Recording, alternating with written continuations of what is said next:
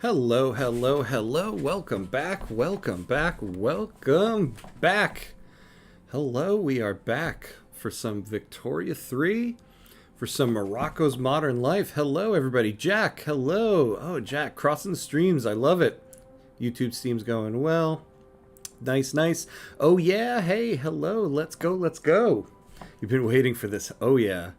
Me too, me too. And, oh, and Laplace, hello there.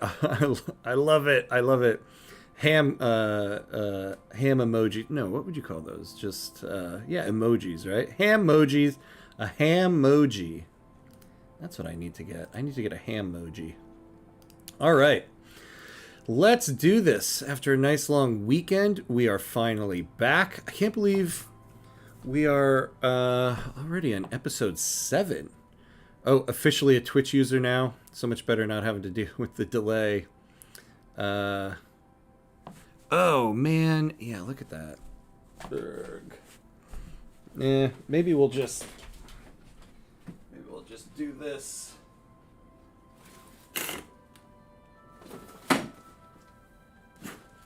There we go. I can't use that air conditioner anyway. I'm like right behind an air conditioner.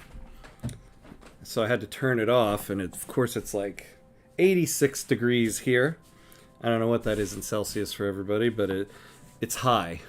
So, let's see. Still got the Frostpunk camera position. Yep, just for today. Today's our last day, though I do have a little bit of a different setup. So we'll see how it works. Hopefully all goes well. All goes well. All right, let's dive into this run here. So, where we left off last, look at us, up to 10th. Go us. So we are probably going to be forming Maghreb this episode. Let's go to the journal. Let's see. Yeah, because the only thing we need is pan-nationalism. And we will have that in about 35 months. We'll get steel frame buildings next. That is going to be wonderful for us. Absolutely wonderful.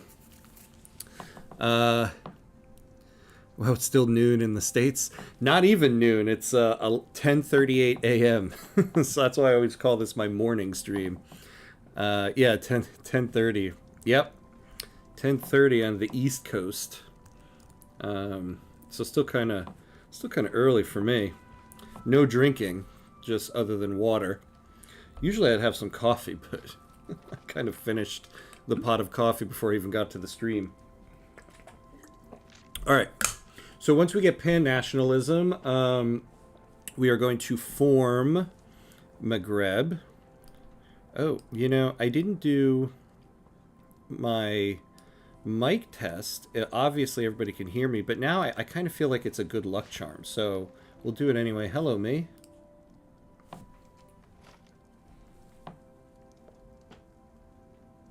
Right back at you, buddy. Right back at you. Okay. Restarting the Belgium run today. Yeah, after the bug. Yeah, Jack had the unique problem of having all of his armies stuck in not his state. That kind of sucks. So I had to restart that one. Okay, so the other thing too is we have a, which one is it? This one, an armaments company that's reached prosperity. So now we need to get our small arms. We need to get the prestige small arms because we'll get some army power projection. Because remember, we are gearing up to take on France, take Algeria, and hopefully Senegal and Niger. But we'll see. John, hey, hello, welcome back, friend. Hello, how are you? Oh, let's see. It's already 10 p.m. in Southeast Asia here. Woof. So it's late. It's already late night for you. Well, I appreciate you joining in then. I appreciate it. Hopefully we can make it a good evening for you. All right. So we need to get into the top 3 of production here. So let's take a look at where we are in terms of production. We're 5th. So we need to make a little bit more. Let's take a look at our production queue. And we need... Oh, man, come on. We need the company to be making it. Okay, so we're making small arms. So we need to make more. And part of the problem is that we have so many. So today what we need to do is we need to focus on expanding our army, because that's just a good thing to do anyway before you take on France. And then, oh, hello. My second screen here is so small, so I gotta really squint in to see who that was. Tudo Casas, hello, thank you for the follow. I appreciate it. Welcome in. When are you going to conquer Algeria from France? That is a very good question. Very, very soon. That is the next goal now. We're basically going to be forming Maghreb. So now, this episode, what we're going to do is kind of twofold. We're going to build up more army so that we can use more of these small arms and hopefully get our prestige firearms. Once we build that up, we're going to take on France, because remember, we also have an alliance with Great Britain, and we want to utilize that while we have it.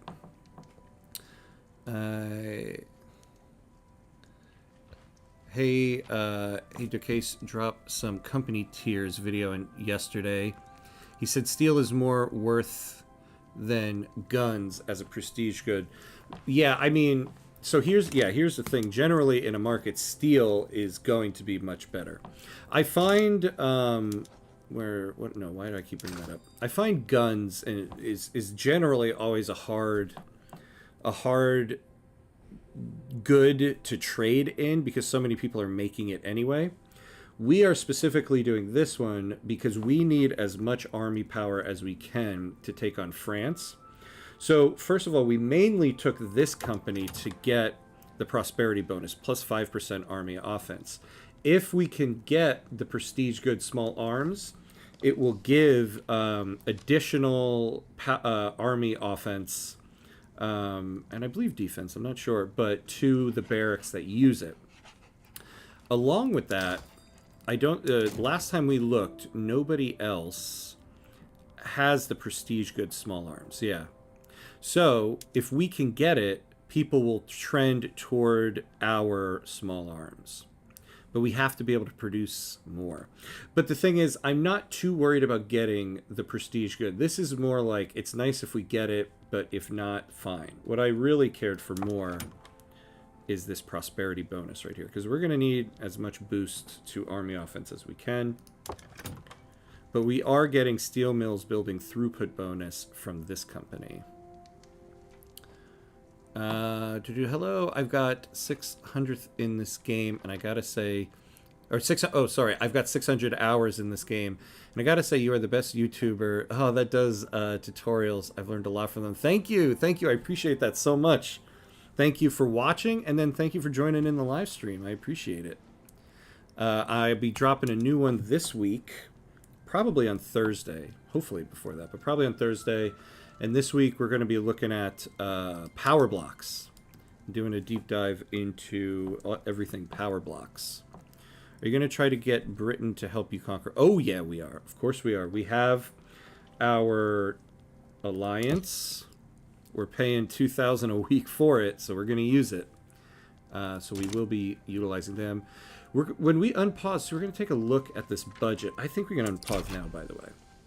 We're going to take a look at this budget, because we can definitely use some more construction sectors if that's the case. It's a side quest. Make sure to join this. Oh, yes. Let me pin... let me pin the... I'm just going to copy yours and post it again so that it posts to both platforms. Let me pin that.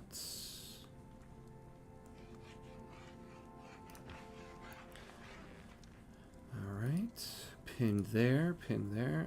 Be nice when I'm back on my regular streaming spot. My second screen is so small. Not only is it small, but I can't see. It's a lethal combo. Okay. Oh, awesome. Thanks for joining the Discord. I appreciate it. Our very good friend Jack here runs it and is doing the moderation. So very much appreciate that. Okay. I think you have more than enough construction sectors. You never have enough construction sectors. And we don't, actually. We definitely need more than that. I mean, 160 is fine, but especially if we're going to be... you see, our GDP is kind of stagnating here. So we're going to slow down for a second because we've got some maintenance to do. And then we're going to look at... construction sectors are excellent. We need a defensive strategist here. We got ourselves an intelligentsia. A utopian.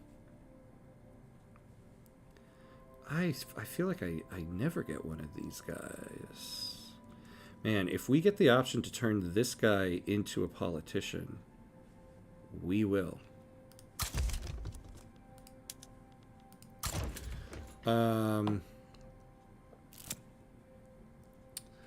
Let's see. I think posted on YouTube, but it gets automatically deleted unless you are a mod too. A mod. So yeah. So yeah, it's up there now.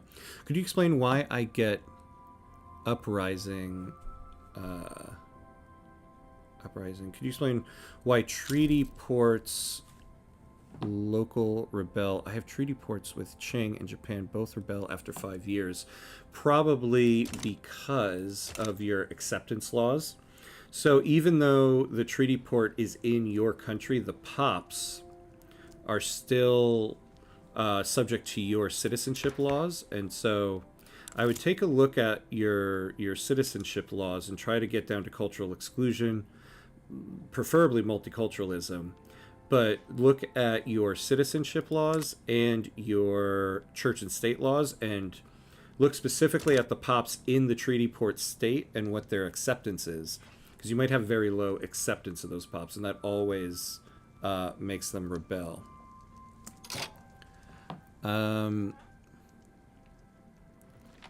Hey, I've got a question.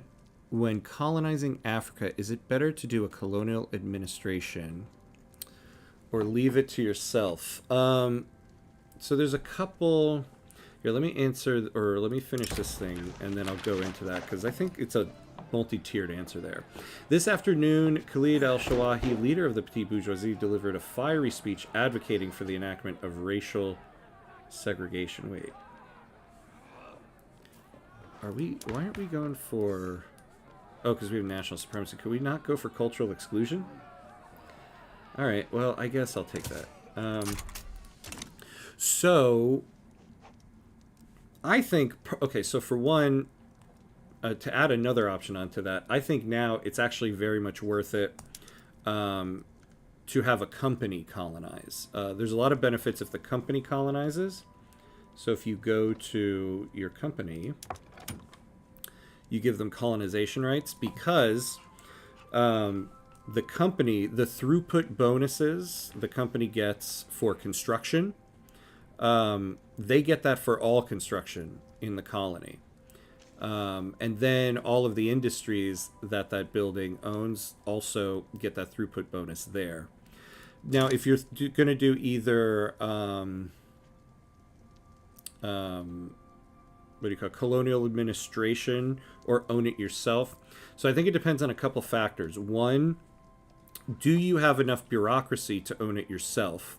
A lot of times having, like, releasing a country as a subject or having the colonial administration so that it becomes its own state that's a subject of yours saves you some bureaucracy. I know that you're not spending bureaucracy if it's unincorporated, but keeping something unincorporated also has its own drawbacks. If so, for one, we were just talking about acceptance.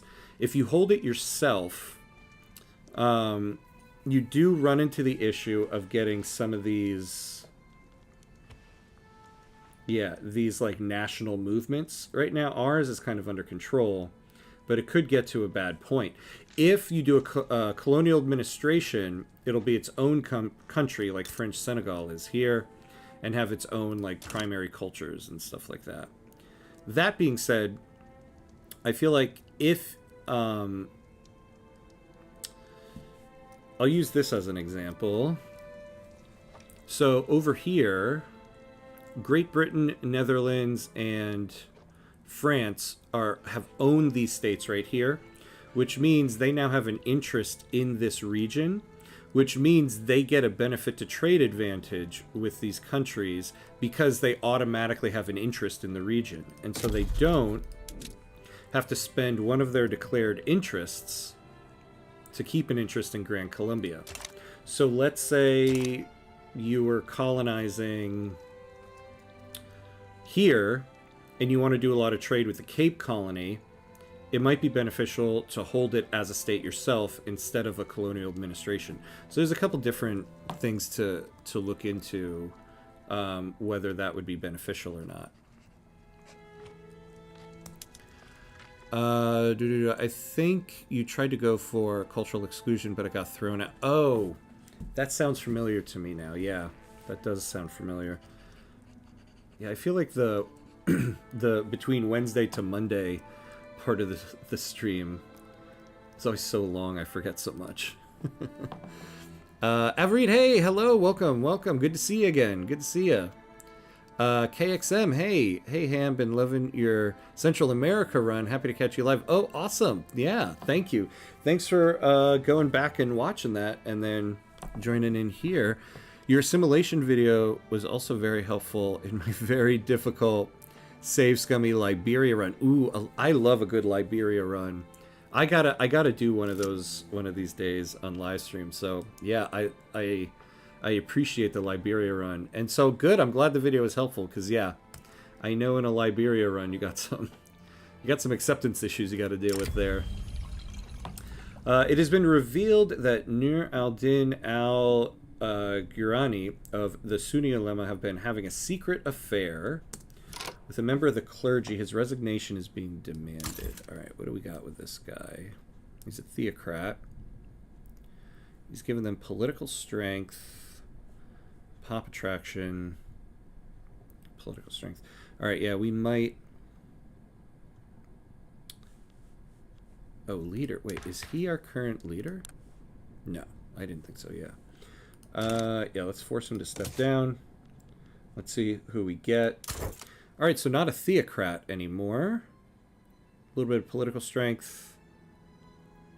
Opposition. Okay, but a little bit better. At least we don't have a theocrat in there anymore. I don't think you're going to be able to colonize anything with the great powers grabbing everything. Yeah, well, we already have, oh my god, my zoom is opposite than what it normally is. We already have some going. So we have the Yoruba states here, and we have Moroccan Congo here. Oh, although let's take a look here. Why are we getting no progress? Ah, we got rid of our interest. What were we doing? Sometimes I'm so stupid. Where did I put the interest? All right, where do we have interests? What do we get rid of? Let's pause for a second here. Who are we trading with the most? Oh yeah, let's take a look at guns. Whoever are the biggest importers there, we're gonna keep those interests. Qing.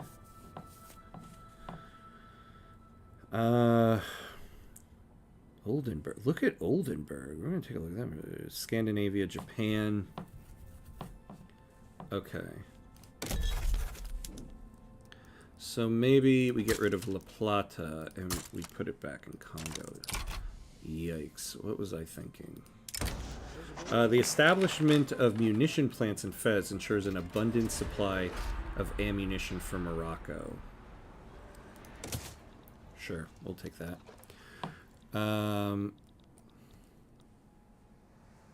I appreciate. Oh, you're welcome. Yeah, you're welcome. Welcome. Isn't 30 million GDP at 1900 a bit on the low side? Yeah, it is. It is. Although I guess considering we started pretty low, so we started from the bottom and now we're here. That statement doesn't always mean you rose to the top, but here we are. But yeah, we could have done a little bit better, but we had some difficulties along the way. Though, you know, we are much higher than when we started at 27th. Though we are going to start making a turn now that we're going to start accumulating more places. And I believe, did we get investment rights? Or, yeah, investment rights anywhere? No. Oh, yeah, we had some in Scandinavia, and we got rid of them because it was getting a little out of hand. Try to get rid of slavery again. Yeah, we need to do that. So once this is done, that's probably the next thing we're going to tackle. It's always the clergy having, flesh affair with man and woman. I always hate those groups in game more than landowners, where they can change after modernizing. Yeah, they can be beneficial sometimes if you need conversion, but other than that, they're usually a thorn in your side, I find. Publicized accounts of discrimination against Sunni people in Mexico have led the trade unions to begin lobbying for hostile stance against Mexico. I believe we are doing some trade with Mexico, aren't we?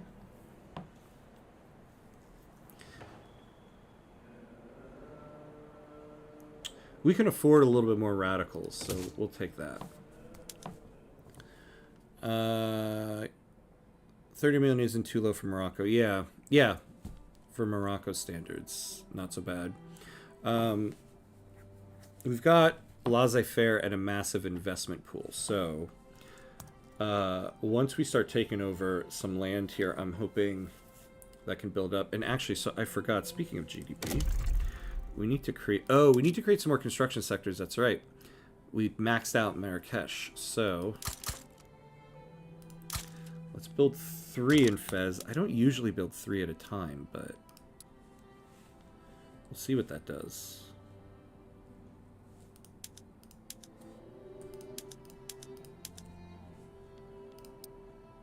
There we go. Fun fact, before the Satsuma Rebellion, Japan imports and produce more guns than America. Really? Jeez. God, if only that were the case and the United States had guns up to our ears. Not a big fan of guns, I'll say that much.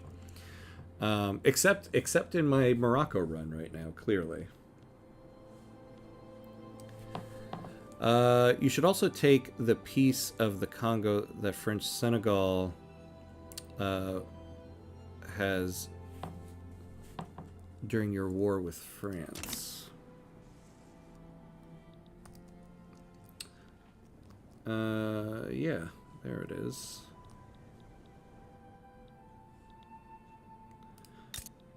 Yeah, the little bitty French Senegal right there. Not a bad idea. What do you think it's better when playing tall? In my Venezia run, I have run out of pops to depeasantize, and I have 2 options. Either go all in into foreign investment or create a huge trade league and take care of food needs and make my internal GDP a huge fiat factory. Ooh.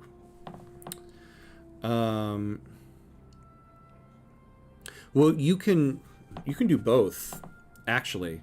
I think a very powerful thing is to create the trade league, and then add in the foreign investment principle. If you get to level 3 of the foreign investment principle, it makes any country in your power block that's a lower rank than you automatically have foreign investment rights with them. So you can have a bunch of foreign investment rights and not have to spend influence on it. So I would say go for both. Trade leagues, I feel like, are a great power block because of the increase to trade advantage and everything. And so yeah, once you run out of pops, foreign investment is a good way to keep the construction queue going. So I would actually say go with both. Do the trade league and then try to get level 3 foreign investment principle. You should take the piece of Congo that French Senegal has. Yeah. You should also, after you get the law you're doing done, you should ban slavery. Yeah, that is our plan. Let's take a look at our laws, see where we're at. Yeah, we're still on monarchy. I'm not a big fan, but it's not a major problem right now. We're on state religion, which is kind of, I think, benefiting us right now. We could get off of tenant farmers. I wouldn't mind that. We have no police. Oh, no education, no health. After slavery, we're going to try to get some schools and health systems to raise our standard of living. I think that's what we'll do after that. Yeah, there we go. All right. So first off, do we have any pro-slavery movements still? We do. They're not very, very big. We don't have an abolitionist movement. I would like to be suppressing... Okay, so we're going to temporarily get rid of promoting social mobility. I think we can, for the time being, go without it. We're going to suppress the pro-slavery movement. Man, we need more construction sectors. So who supports slavery banned? The trade unions and the intelligentsia. Hey, we've got the trade unions on the board. Ooh, but the industrialists are not gonna like that. Okay. So I think we can keep it here. We'll keep it there. We don't have a very high probability, but 37% stall is also not terrible. Yeah, it says we're going to be losing quite a bit from that movement. Do we not have any agitators helping us here? Not there. Can we get somebody? Not really. You'll help us get off of tenant farmers, but nope. Alright, well, it is what it is. We could possibly try to get another treaty to help us with that. We'll take a look at that. Trade leagues are probably the best power block, in my opinion, because it is so easy to stay at 100 cohesion and farm mandates. Yeah. Farm mandates, too, is such a great one for the trade league.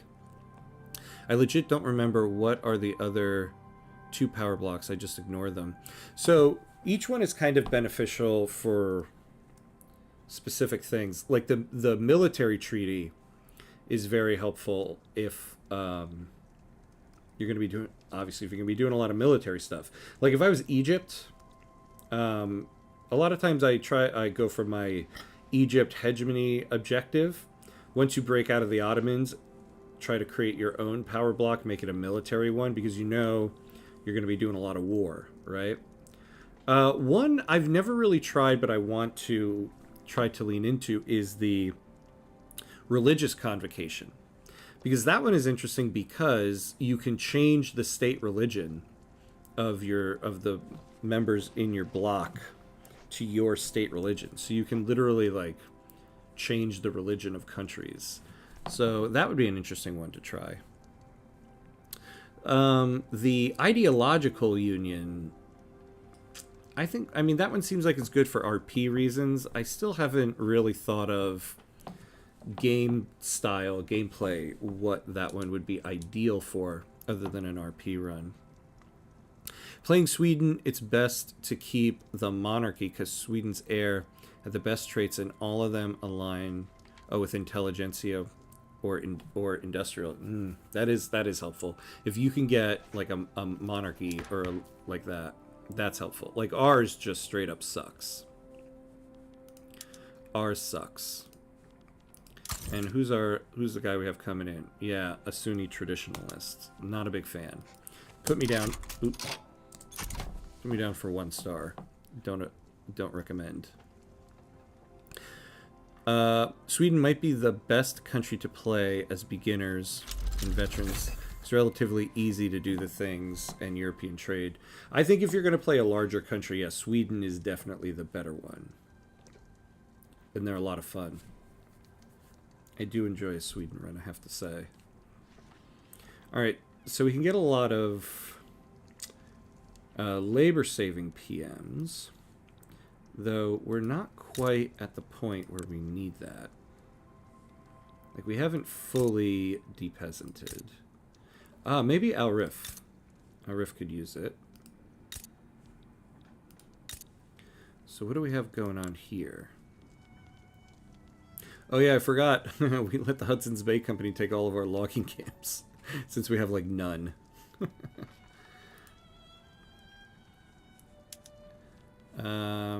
So wait, which things does the rotary valve engine give us again? What buildings? Furniture, tooling, paper steels motor. So basically everything except the one company I picked on the glass, and not this. Yeah,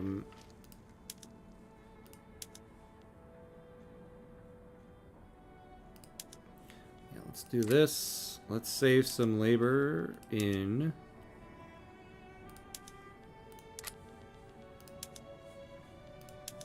our riff, because we need some people. Alright, there we go. Because yeah, look, we're having some hiring problems in the state anyway. Alright, so we've got some new people. Let's see. 1 minute of ads. Twitch be twitching. Ideological unions cannot change the members' laws, right? No, but I believe there is. Can I not look at it?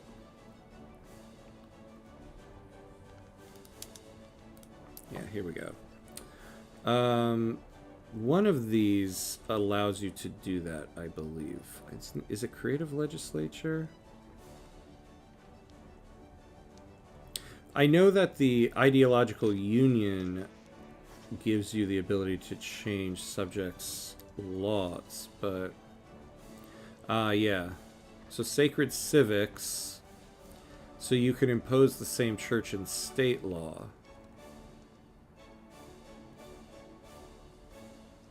I thought creative legislature let you do something like that.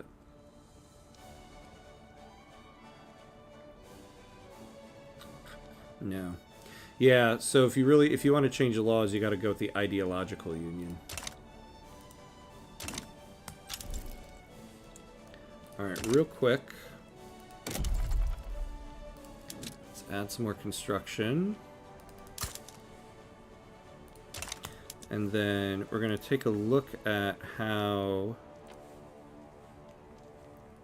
the input goods are doing there. A defensive pact with the Netherlands, and they offer us, and we give them investment rights. Yeah, how about no to that? But give us trade privileges, and we'll give you trade privileges. Yeah, we will take this defensive pact, sure.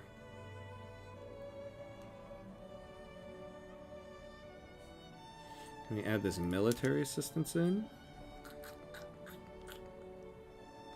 Nah, it's gonna lower it for too much.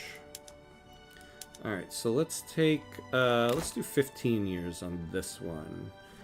Because I don't want to get it wrapped into a bunch of wars in Indonesia, which we possibly might. Oh yeah, and this is going to take a lot of our influence. But it might be helpful.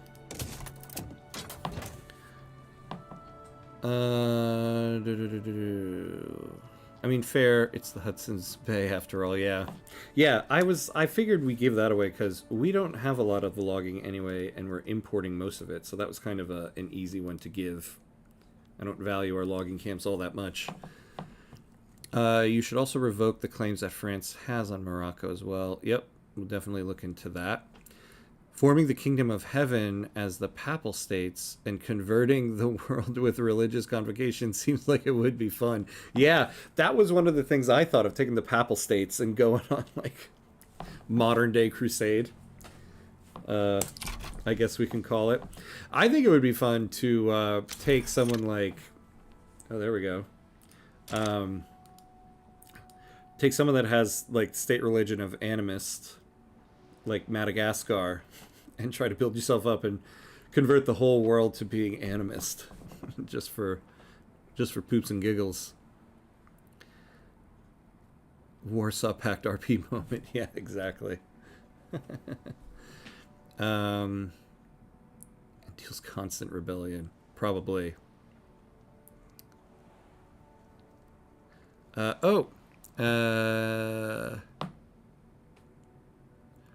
M. Salenzer. Hello, hello, hello. Hi. How's the Morocco run going? Doing well. Doing well. We are moving along. We are going to become Maghreb at some point during this session. And we are just building ourselves up to take on France. So we're doing okay. We want to take Algeria as a primary goal. And then secondary goal will also take French Senegal, French Niger. 47 million in the investment pool is kind of hurting me. Not gonna lie, it is. It's been hurting me this whole run, and we got it so quickly. It's part of the reason why we're on laissez-faire. Because to be honest, I would really like to give some. Oh, look, we had a general die. We got to take a look at that. I'd like to give my companies a monopoly, especially the arms company. But we really just need laissez-faire so that the private investment pool can take 75% of the construction points and bring this down. But it has not gone down. We just got this money. Oh yeah, hello. Welcome, welcome.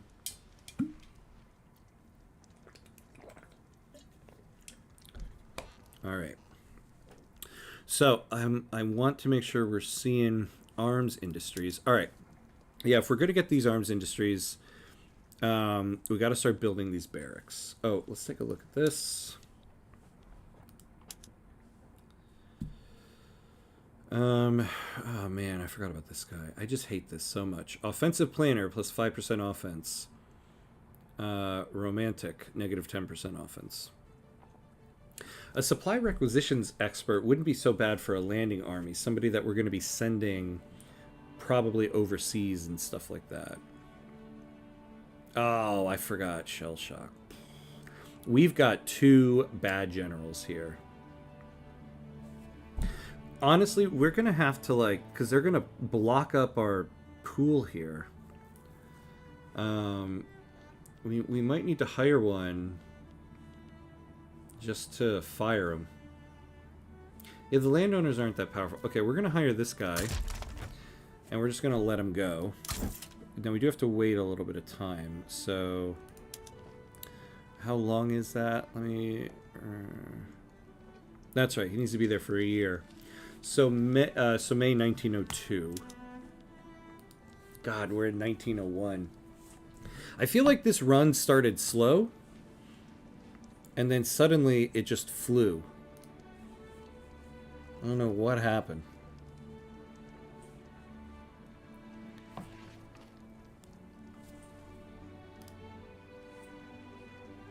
Oh, Real Jack, sorry, 33 minutes ago I got to take a drink request. There you go. Dunzo Bunzos. I gotta add more things to that list. Alright. Let me do one more thing here.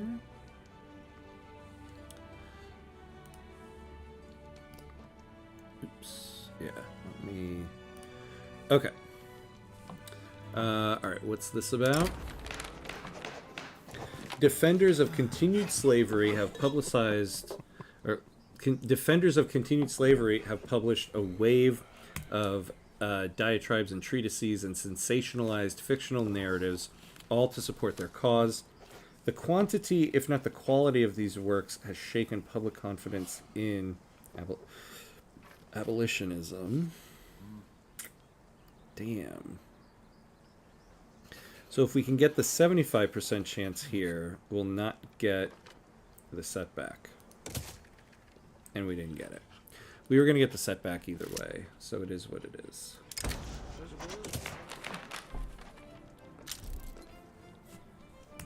Alright, let's see.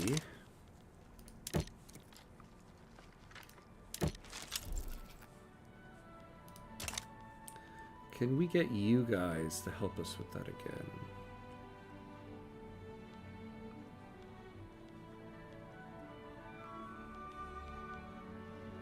Is it one of the unavailable ones?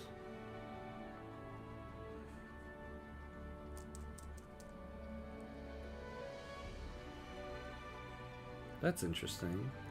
Morocco is of equal or higher rank to Great... Oh, see, I'm so stupid. I always do these things in reverse sometimes. It's like, that doesn't make any damn sense. Okay. Law commitment, there we go.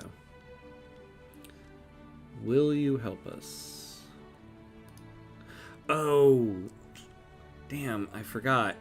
We can't do it after we've started trying to enact the law. Poop on that. I forgot. I know, I do always do that. I always do it. Oh my god. I'm too stupid sometimes. It's the best way to get through life sometimes, is with pinpointed stupidity. Alright, how are we doing?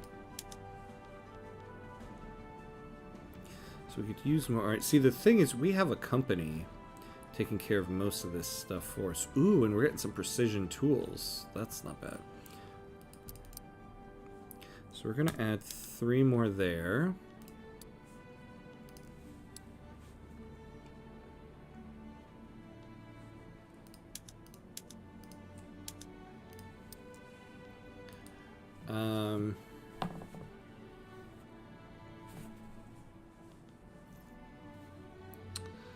Let's see. Oh. Do you like any mods for this game? Whether visual, gameplay, quality of life, maybe a Morganrot or Better Politics mod. Gameplay may be a good idea. I can post it in the Discord. Yeah, definitely. We want to have a section on the Discord for mod recommendations.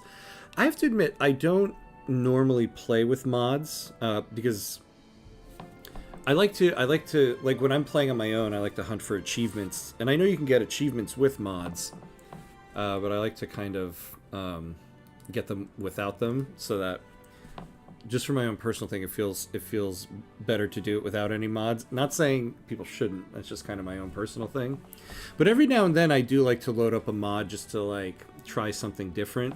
So the Hail Columbia one is a favorite of mine. I do love anything in general that gives flavor to specific regions. So even the DLCs that give flavor, I'm always very big on. So that's good. There was a mod, I can't remember the name of it. It's like Hail Columbia, except for Australia. It did a complete like flavor mod for Australia and New Zealand, though this was before 1.9, so I don't remember. I haven't looked it up recently, so I don't know if they updated it yet. But if they have, that one is very good.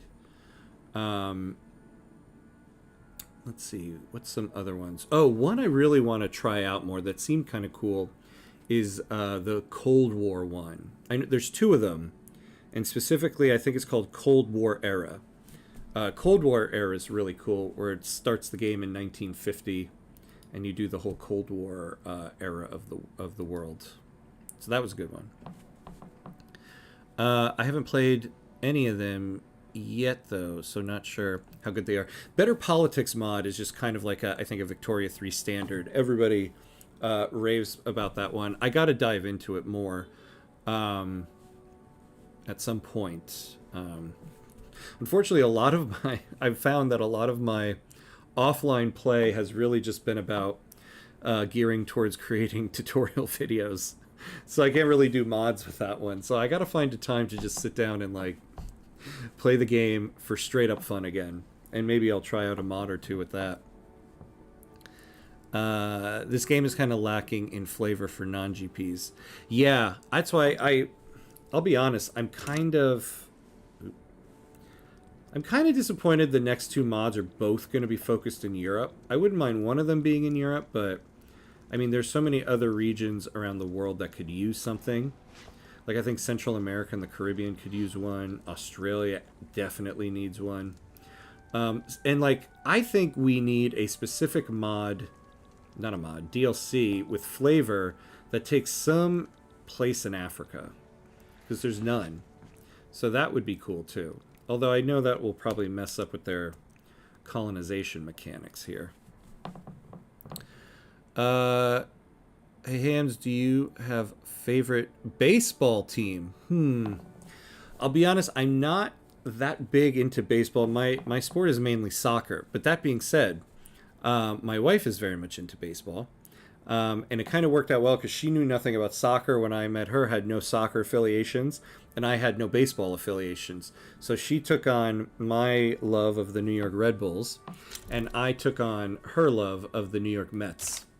So I am an adopted Mets fan, for better or worse. Although I guess this season it's for better. But she could say the same thing with me about having to become a New York Red Bulls fan, for better or worse. I think one of the Cold War mods got abandoned. Yeah, so there were two of them. Cold War Era, I believe, was the kind of better one, and I think that one is the one that's advancing, and then the other one, I forget the name of it, was the one that got abandoned. Yeah, Cold War sounds so good with Victoria 3 mechanics with the power blocks. Yeah, it's really great. And they really, like, they updated all of, like, the buildings and that you would create and stuff like that. And they have a lot of flavor obviously for the era. So yeah, I definitely recommend that one. I thought I had seen somewhere they are updating it for 1.9, if they haven't done so already. So I would check that one out. Well, to be fair, South America and India already got flavor, so it makes sense to do Europe. Yeah, no, that's true. South America, I love Colossus of the South. All the flavor they added to South America is so much fun. And actually, to be honest with you, the ones that they are doing in Europe do sound a lot of fun. Like, I'm excited to do a Serbia run in the National Pride DLC coming. And Iberia, I think, could be fun. I think doing a Portugal run with added flavor would be a lot of fun. So yeah, I don't mind those that are coming out. Like Serbia and like a lot of these states here, I think are going to be a lot of fun to play because that seems to be what they're focusing on there. Although personally, I would love to have a North Africa flavor pack, but I guess I'm just biased that way, being Algerian. A factory in Yoruba states has been rocked by a tremendous boiler explosion, with dozens dead or injured. The story of this tragedy has quickly become a national event. We got happy. Oh, the rural folk are marginalized. So we'll do this because less people in the upper strata to become radicals. Hey, law debate success. Okay, we're up to 18%. We're moving. Let's see. Would you also conquer the Congo Kingdom that is below the piece of the Congo that French Senegal has. My beloved Congo? This is like my favorite country in the game. Possibly. We'll see.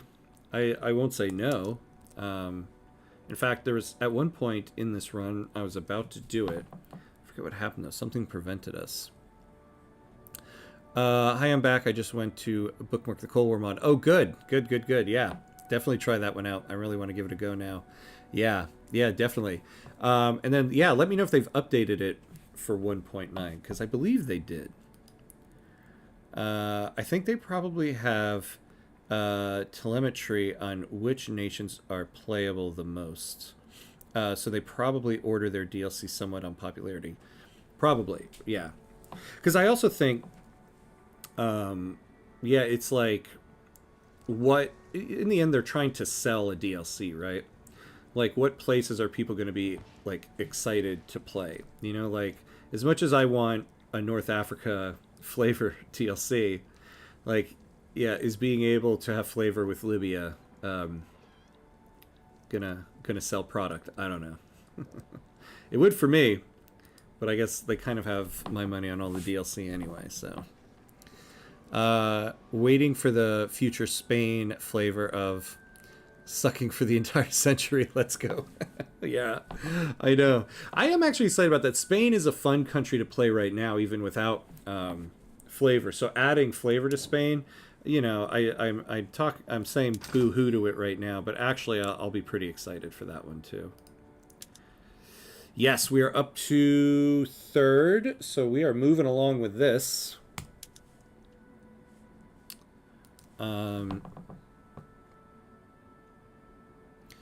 You could also conquer the Congo Kingdom that is below that piece of Congo. Yep. Yeah, we'll take a look at that. Hopefully the next DLC means Super Germany doesn't also annex all non-German stuff from the Austrian Empire. That's what I'm wondering. When they first announced it, I was like, oh man, this is gonna change some stuff. But I also feel like the release of 1.9 kind of changed the dynamic of Prussia and Germany formation and everything. So I feel like they've started to lay a little bit of groundwork for what is going to happen when that flavor gets added in. Because first of all, Prussia's having a hard time. Like, how does Oldenburg become this large? So I'm wondering if they're laying some groundwork for the National Pride DLC. Well, for example, Age of Wonders 4 has culture telemetry and found human-like races get played the most. Oh, yeah, okay. Yeah, that kind of makes sense. I am sure they have a marketing team that's like, hey guys, this is where we need to create content. Go. Let's see. Yilcard, hello. Kind of catch-22 though, since people won't play countries with no flavor. That's true, right? So I guess it's kind of like, where would people enjoy playing? I wonder if they look at a lot of because they have a lot of community outreach people. I wonder, like, and the community outreach people are always like on like the Discord and the Reddit servers. I wonder if they take stock of the countries people are playing and post about, and if that goes into it. I don't know. So the next DLC has 2 human-like races. Oh, I see. Okay, yeah. So they see that's who people mainly like to play.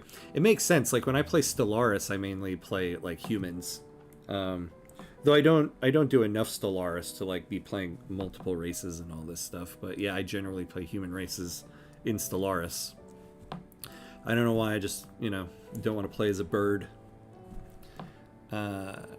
You plan on annexing your puppets? I do. Once we form Maghreb.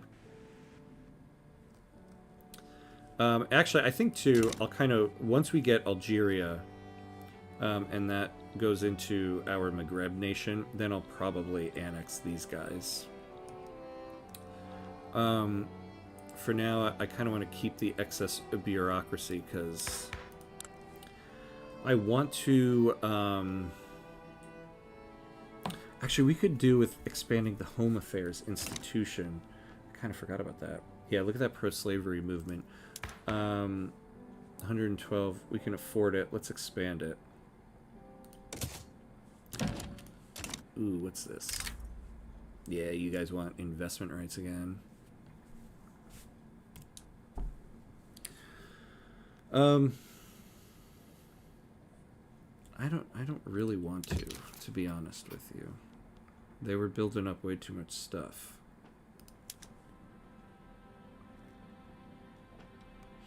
How about you just give me investment rights? No.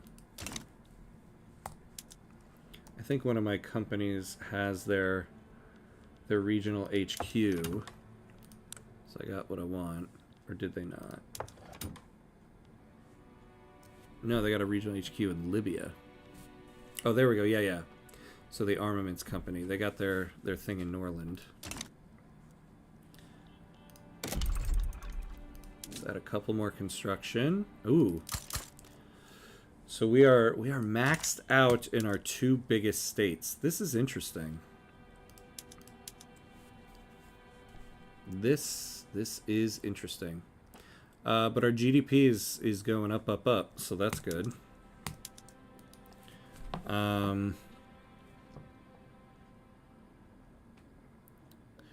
Yeah, makes sense to play as something as someone you can relate to. Yeah, exactly. That's kind of what I think it is in that sense. Like, just the, like, personal RP aspect of it, right? Kind of rare seeing a USA... a USA like soccer's, or so we'll call it football. Ooh, don't get me started on that rant. Oh my god, if my wife heard you say that, she would roll her eyes and she'd be like, please don't get him started on that. Yeah, I am, I guess, a rare American who has been into soccer my whole life, long before the rest of America started getting into it. I got many a story of being a soccer fan in America in the 90s and the struggle it was to find the sport on TV and stuff like that. But yeah, it's my #1 sport. Now, I do like other sports. I do enjoy basketball. I do enjoy American football, but the main thing I watch is soccer. I probably watch way too much soccer. Way too much soccer. Mine is the LA Dodgers and Kansas Royals. Yeah. Yeah, not bad. Pretty good. I guess as a Dodgers fan, from what I vaguely know, you guys have been having some happy days recently. Okay, so we're almost near the end of our construction queue here. Let's slow down for a second. So let's catch up on some construction materials. So we don't want to build any iron. We want the company to do that. But how are prices for things here? So they'll fix that.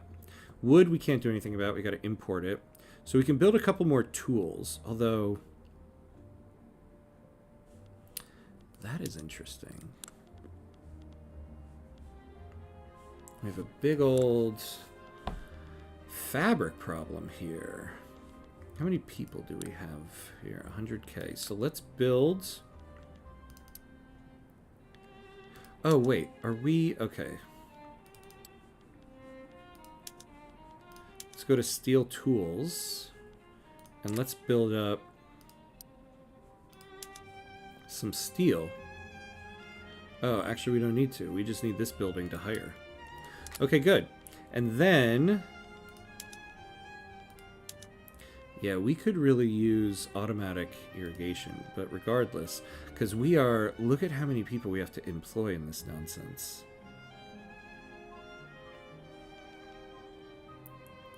Now, this is interesting, though. It's giving us the low price icon. Consumption and production. Are we exporting a lot of it?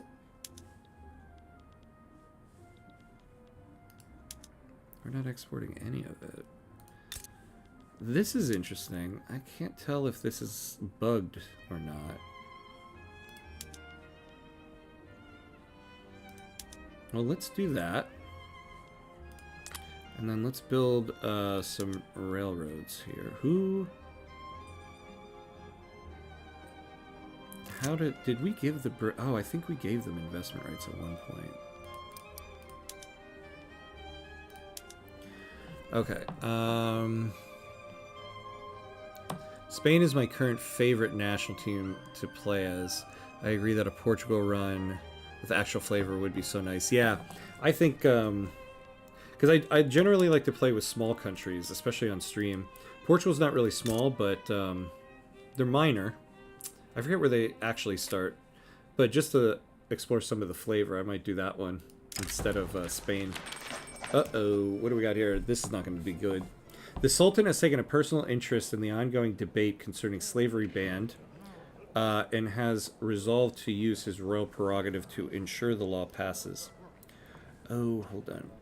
Before we do that...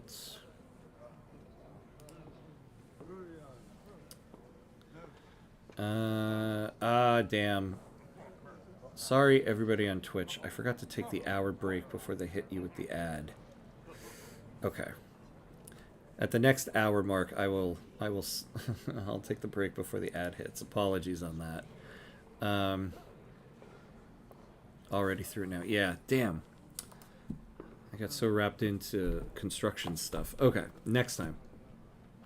Apologies. I like to take a break every hour and then do the ad there so that we don't miss any gameplay. It plays one in the middle, and it just has to happen in order to not get pre-roll ads. So the next, at the 2-hour mark, we will take the break. The Sultan has taken a personal interest in the ongoing debate concerning slavery ban and has resolved to use his royal prerogative to ensure the law passes. Really? Because he's a slaver. Huh. Yeah, everybody's going to be upset about it. I kind of don't care, to be honest. Everyone's kind of happy anyway. I mean, the landowners are going to be pissed, but they're going to whine and moan no matter what. The trade... I guess the trade unions are mad because the Sultan's getting involved. Alright. Alright, so we're up to 28 success. That's pretty good. We're still moving along here. Excellent.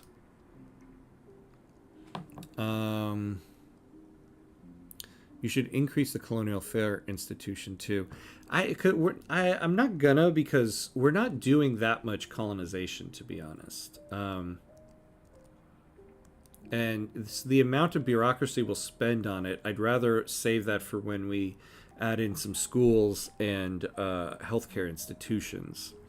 Because if you look at where we are right now, there's not much more we can go anyway. We're kind of locked in here, and we're locked in here. And there's nowhere else really with a coast for us to go. We could try to take all this stuff, but I think our colonizing days are... We're not doing big colonizing at this point. Because Americans calling the sport football, where you mostly use your hands, is dumb. Oh man, sorry Jack, I see now. No 1 hour break, advert, warning, warning. My apologies. I got behind on chat there. I'll say this. Why do Americans call the sport soccer? Many people will say it's because we had two sports named football. And though that is true, it's not because there were two sports named football in America. It's because there were two sports named football in England. Americans called the sport football. The sport was brought here by Italian immigrants, and they called it football. And so at the very beginning of the sport here, we called it football. And in fact, when our soccer federation was founded in 1914, it was founded as the U.S. Football Federation. Soccer predates American football in the United States. England called the sport soccer as a kind of colloquial term, because you had two sports called football. You had rugby football and association football.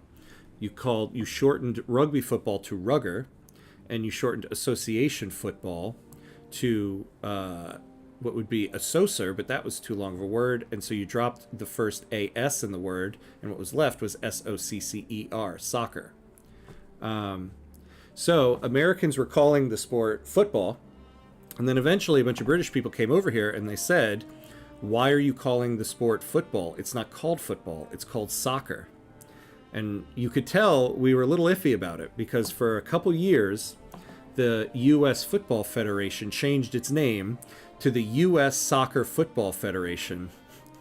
That was our name for a couple years, and then shortly after they finally just changed it to the U.S. Soccer Federation.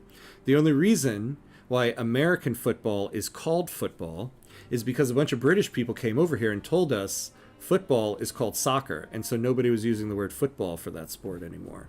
So the end, and that's not even getting into the rant about why British people hate the word soccer, but that is why Americans call the sport soccer. We were calling it football, and a bunch of British people came over and told us, you guys are calling it by the wrong name. It's called soccer. End rant. Yes,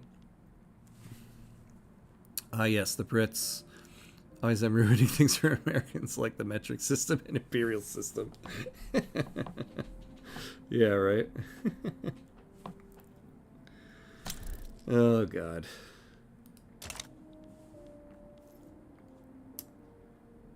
If my wife was in the room, you would see the biggest eye roll you have ever seen in your life.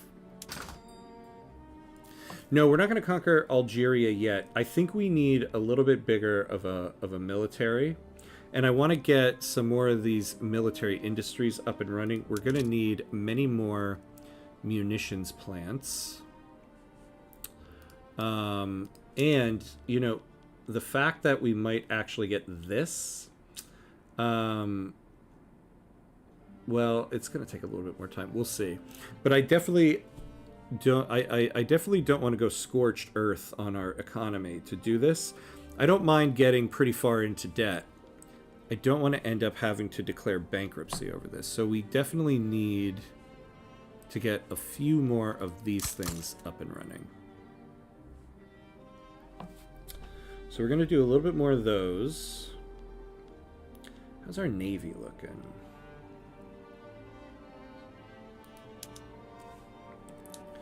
So, so what you're saying is you caved to British influence. We did.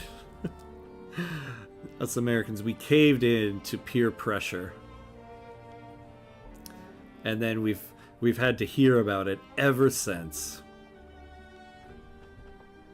Now, the reality of it is I kind of use the two terms interchangeably, depending on who I'm speaking to. Like, if I'm speaking to a British person, I'll probably use the word football. If I'm speaking to an American, I'll use the word soccer, because it's words. You use them so that somebody understands what you're talking about. Although I might use the word soccer on a British person, too. I just kind of use them interchangeably at this point. Though whenever somebody gets upset about the use of the word soccer, I do tend to use the word soccer a little bit more. Just because that's how I roll when it comes to the sport. Alright, let's add a couple more here.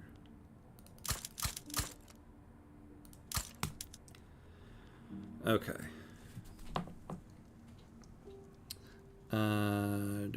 Football and rugby are the better terms.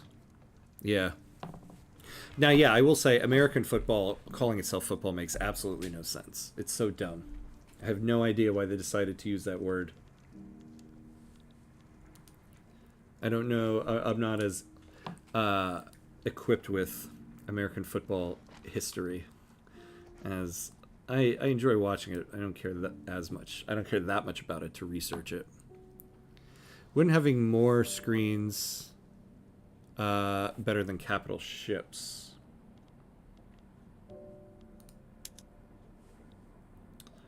Oh, well, that's why. So I'm having multiple ones. So, the capital ships aren't good for raiding, but you do get a benefit to blockades. And so I am going to try to blockade the French, because they're going to have to.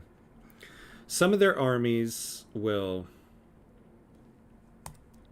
be based here, but a lot of their armies are going to be based here, and they're going to have to ship them and ship the supplies. So we're going to try to raid their convoys and blockade them to cut those armies off. And then these, we're not building any capital ships here so that we don't get hit with the convoy raiding efficiency. And these are going to be raiding the convoys. So my hope here is to blockade with the first Moroccan fleet and then to raid convoys with the second. Ideally, oh, why is this guy set to that? I would like to get a third fleet that is mainly going to be protecting our convoys. So we'll see how far we get with that. Yeah, like what are these things they send us? Like, you give us investment rights and goods, and we'll give you this stuff. To be honest with you, actually, I would like it if they bought our guns, because we do get money for it. Would you take a goods transfer of guns? No. Well, I don't want to have to sell you ships. Military assistance. That could be beneficial to us. Very beneficial.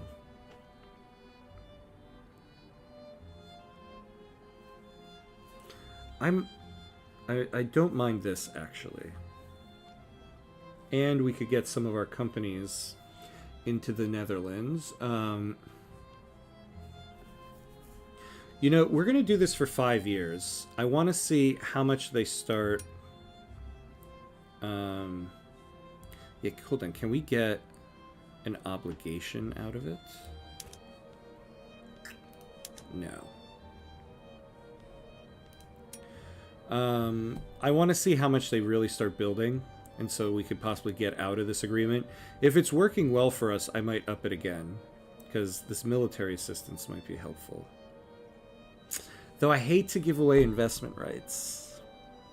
It's so bad to do. But we have a very large investment pool. Like, we can build in our country. Alright, let's do it.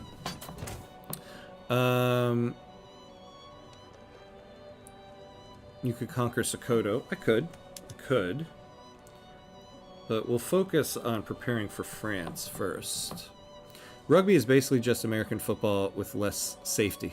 Yeah, that's why I'm surprised rugby isn't bigger here in the United States. It's just like, do you like football but hate seeing all those pads on people? It's like, it's actually like a better version of American football, because it's like American football if there wasn't as much stopping. Like, if an American football game takes like 3.5 hours, and there's actually only like 45 minutes of actual gameplay in it. So take American football, less pads, and no stopping. You got North Morocco back. That's great. Yeah. Yes, we did. We kicked the Spanish out of Al Rif. Oh, wait. It's a good thing. Oh. I forgot. I was building up all these construction sectors. I was like, why do we have so much money? I forgot. From the war. And we only have 4 months of it left. Okay. So we're going to lose 15K. So we're not going to build any more construction sectors, but I think we'll be okay with things starting, with GDP starting to build up. Thank you. Thank you for saying that, because it alerted me to what the hell was going on here. Where are we at with slavery banned? And we lost a general. Okay, we're not bad, not bad.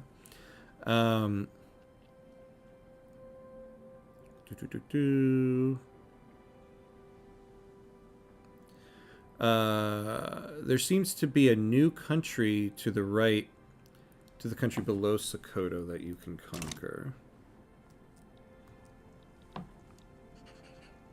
But Benin or Bourgu? Yeah, those have been there for a little bit, so we could go into either of those. I was thinking about Bourgu for a little bit, but It also opens up the Aruba states to France when we go to war. Otherwise, they'd have to naval invade that, which they probably won't. How can you join a power block with the Brits without being their puppets? It's tough. You'd have to be of a pretty high rank. I have to double check, but I think I have to double check, but it has to do with your rank. If you can stay pretty high in prestige, you might be able to avoid it, but I don't know. That's why I never want to join the British or the Russian power block because of that. Java, hello. Hey, Ham. Hello, hello, hello. I hope you're doing well. I am. We're doing good. We're doing good. How are you doing? Happy Monday. I think Americans like people bashing heads into each other to grab an oval-shaped ball and sexy cheerleaders. Yeah, unfortunately, I think that is the case. Honestly, I think it's the fact, too, that Americans like saying we're the best at something, so it makes sense that our number one sport is a sport that we invented that nobody else plays. I think that's what's hindered soccer in our country, the fact that we're not the best at it, and nobody wants to see America lose. I don't like seeing America lose either, but, you know, you keep watching.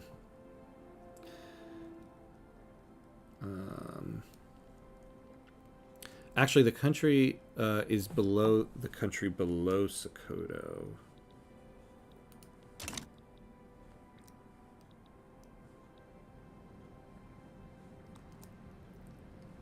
Oh, come on, computer. Ruh-roh.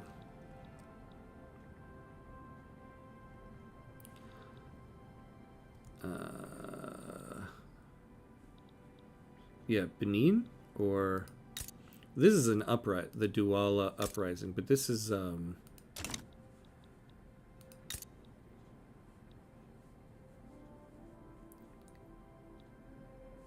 was that part of...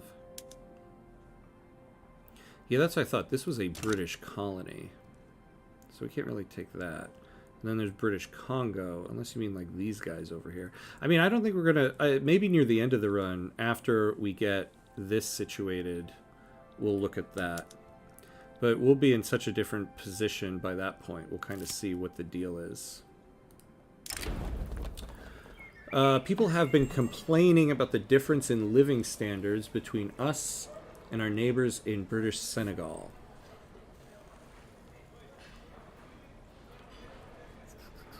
Okay.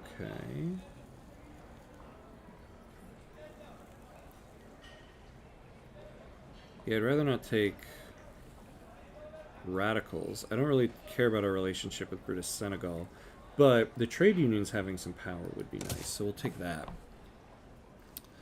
Oh yeah, you definitely aren't the best at football. Yeah. I'm a lot of fun at the Super Bowl party. I actually do really enjoy football. I would say American football is my second favorite sport.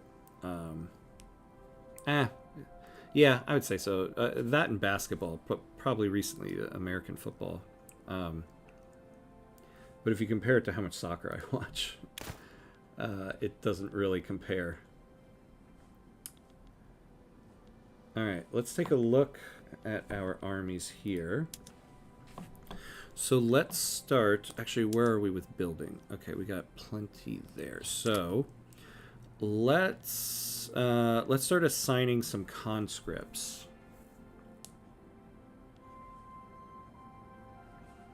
How many do we have actually to work with? Yeah. Also, apologize for the laggy computer today. Last day that I am in a different streaming location. So I'm on a different computer. On Wednesday, I will be back on my regular streaming spot, where things will flow a little bit better. By the way, it's 1902. Yep, about to be 1903. All right, good. So that increased, which gave us more conscripts. So we got... Okay, so we do need to build up our second main army. I forget, do these guys... Yeah, so they got that. So where do we have artillery? Because I want to make sure I'm building those guys where the artillery is. So we now have some in Marrakesh, Al Rif, and Inner Morocco. And then the arms industries...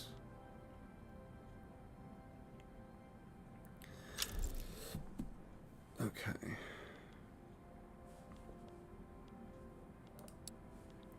And you know, we could use some employment in Inner Morocco, so we might do that with the second army. So, let's build up about 15 more of these guys. We'll figure it out later in terms of budget.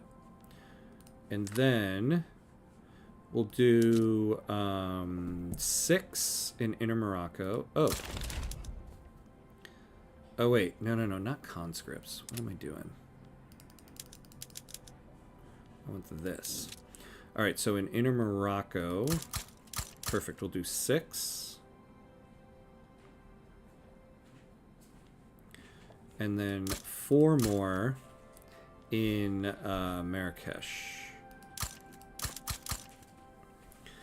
So that'll give us 20... and 20 in our second main army. Oh, actually, what am I talking about? It's going to give us 15. So we'll do a little bit more there. All right. And we'll probably need more munitions. There's some armies with low organization. Yeah, I got to take a...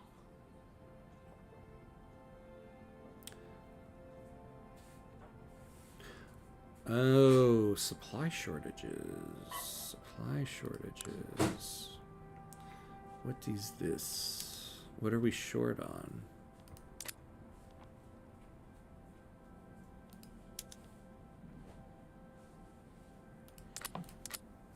That's interesting. Okay, well, let's take a look here.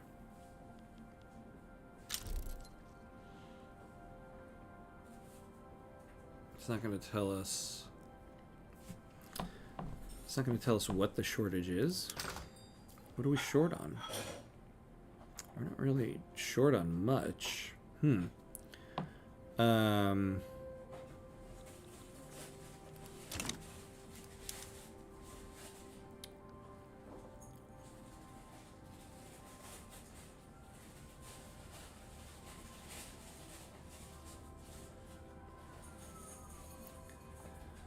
Yeah. Ammunition, small arms. Are we short on grain? I mean, not really. But honestly, we could use a little bit more. Okay, yeah. Alright, so we no longer have that money from Spain.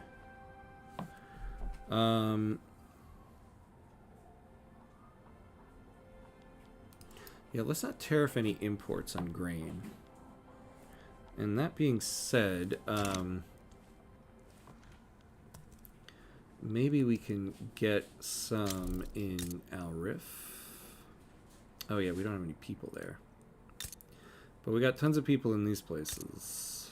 Oh, not much anymore actually in Marrakesh. Alright, so let's get Fez to... give us some wheat farms.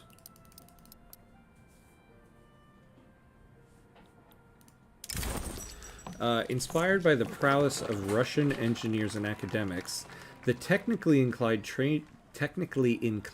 trade unions have begun to align themselves with the Moroccan-Russian Fellowship. Yeah, sure. I mean, sure. I don't mind it. Okay.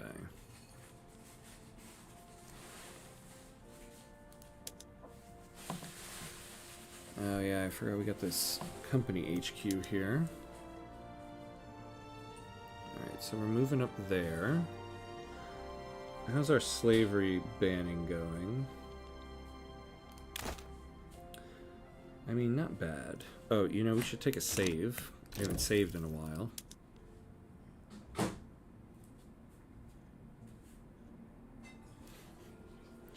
And this laggy computer is making me nervous.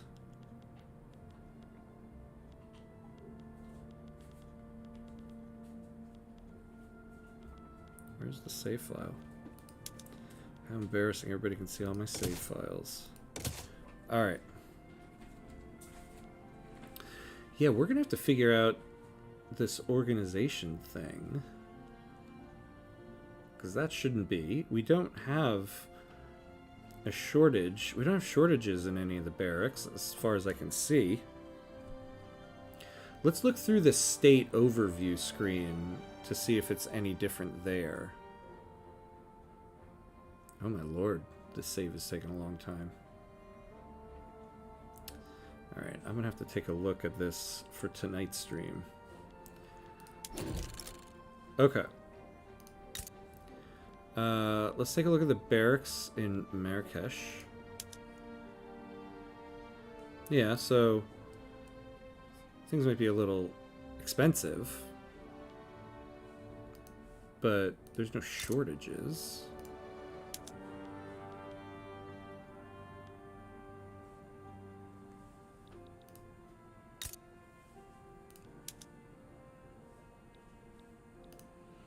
We shouldn't have any barracks here.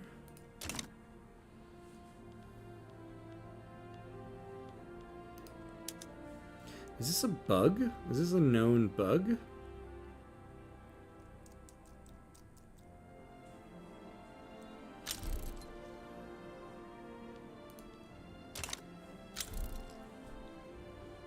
Costa Rica improving relations.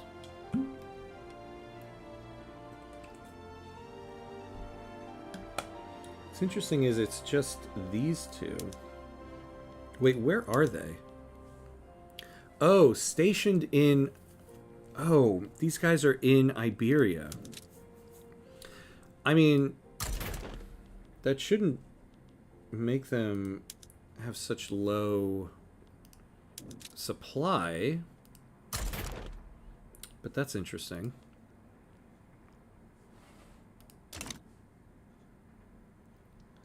So after they go there, we'll see.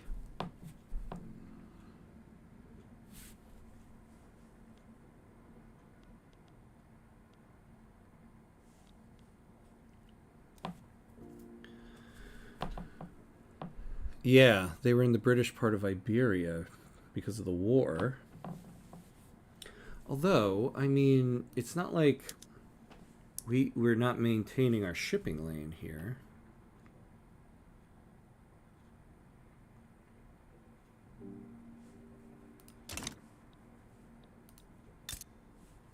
So still, I don't know why that would be.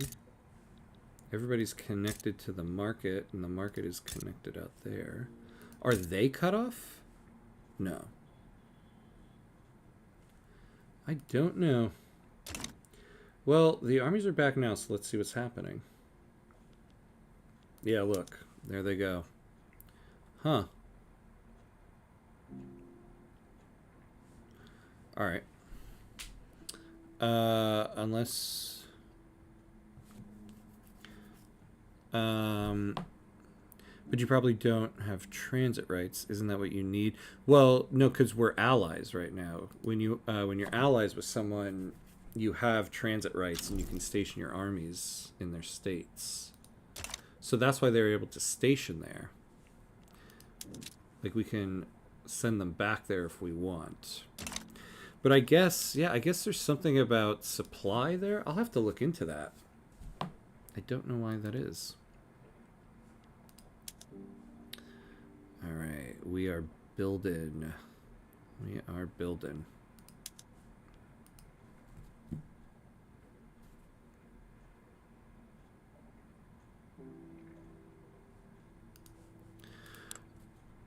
Look at this. Yeah, you know, I am actually... I knew I shouldn't have done the investment rights. I'm glad I did it for only 5 years. The military assistance is not worth it. I always forget too, we're on laissez-faire. I should not have given that away.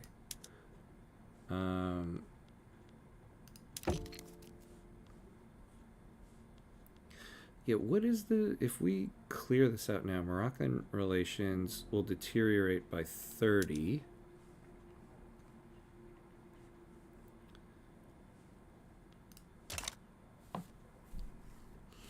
I mean, I guess we're building there.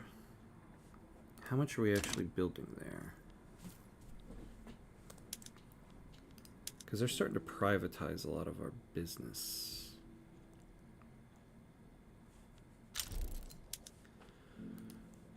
I might withdraw from this treaty. We lose 30 relations with the Netherlands. We're at amicable already. Yeah, we're going to withdraw from this treaty early. I don't like it. I shouldn't have done it. I knew I shouldn't have done it, to be honest.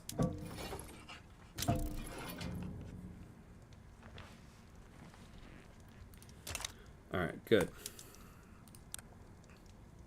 God, look at all that. Alright.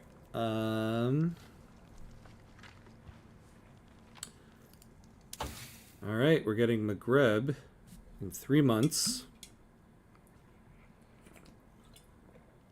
And then we're going steel frame buildings, mutual funds so that we can get another company, human rights so that we get multiculturalism, and then we'll probably tackle some of the military stuff here. So yeah, we'll want to do field hospitals, breech loading artillery.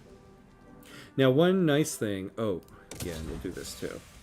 One nice thing is we're not utilizing the PMs in our arms and artillery industry. So when we go to war and we need more, we have that in our back pocket.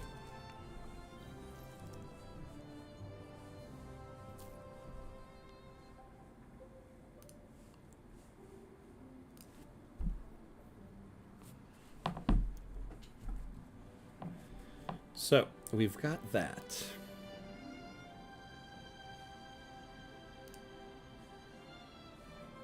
We've certainly got that. So, I think we're nearing the point where we can actually declare war. Right? Because we don't want to wait too long and lose the treaty with Britain. We've got 9 years left on it.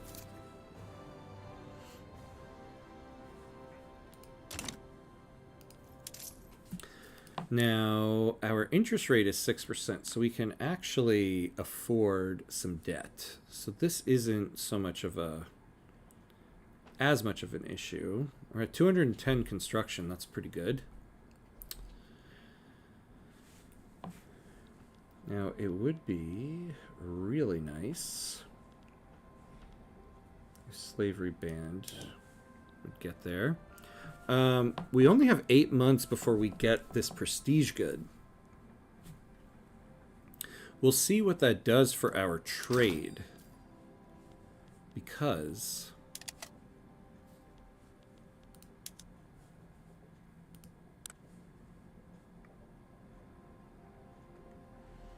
yeah, like we are... Oh! We are actually exporting more than the British now. Let's take a look at our trade centers. Oh, yeah, look at this. We need to expand some trade centers here. Minus 5%. Oh, who's embargoing us? The French. Lacking in... See, we could use an interest in... If we had an interest in Italy, we'd get 2 of those guys there. And then what about Marrakesh? Yeah, they got really bad.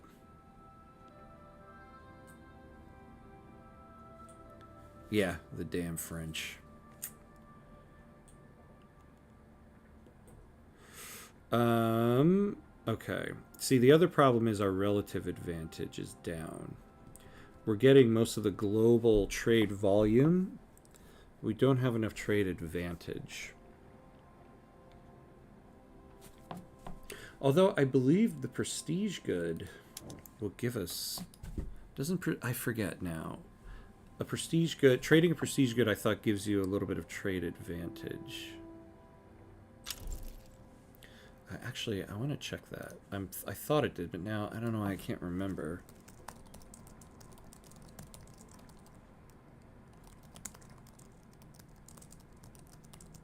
And I don't know how much.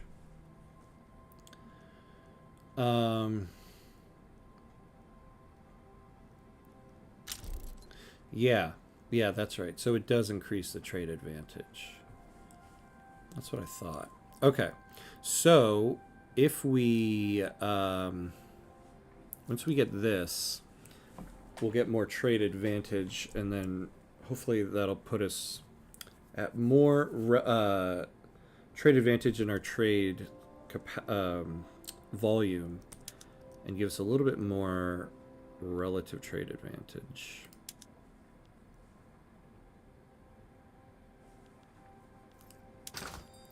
And how's everything else? See, munitions worries me.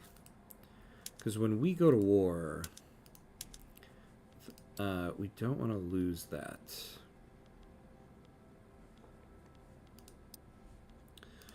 Oh yeah, what do we need for this? Dynamite. Oh, well, look at that. We're also not even fully hired in these. How far? We could do dynamite. Yeah, I think we do. I think we do need to do that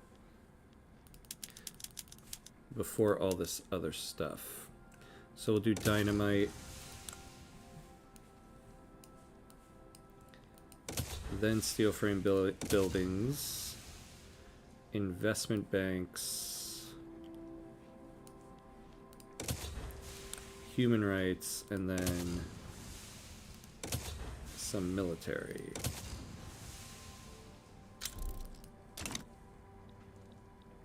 Ooh, a diplomatic play against Spain. Don't mind if I do. Although we should probably save our resources for France.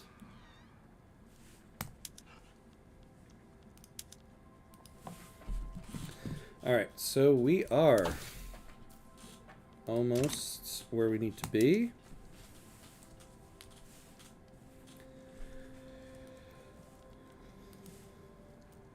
It said less than a day. How long is it? There we go. Pan-nationalism. Okay. It's time, my friends. Say goodbye to the Moroccan flag. Say hello to the Maghreb flag.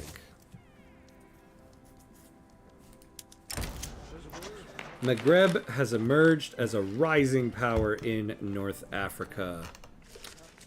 You get 25 prestige for 20 years. And look at us, we get a claim. Oh, I forgot. We get a claim on all of the Algerian states. That is going to be excellent. Gotta say, the Moroccan flag looks a lot better. Yeah, I know. I do. I love the Moroccan flag, to be honest with you. So this one, yeah. We'll see if we change laws, what it changes to. But this is definitely going to help us getting these claims on the Algerian states.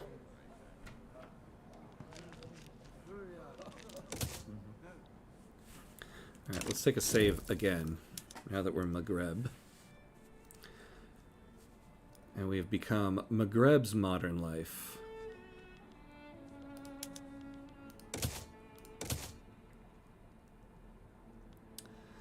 That black and white checkered pattern is very ugly. Yeah. Any type of checkered pattern, I'm never really a big fan of, to be honest with you. Though we're also on monarchy. If we switch off of monarchy, I wonder how many variations of the Maghreb flag they have.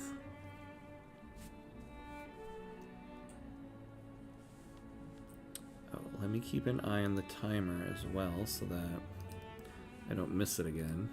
So we get our break at the 2-hour mark. Ah, and our map color changed. It's now kind of reddish. Okay.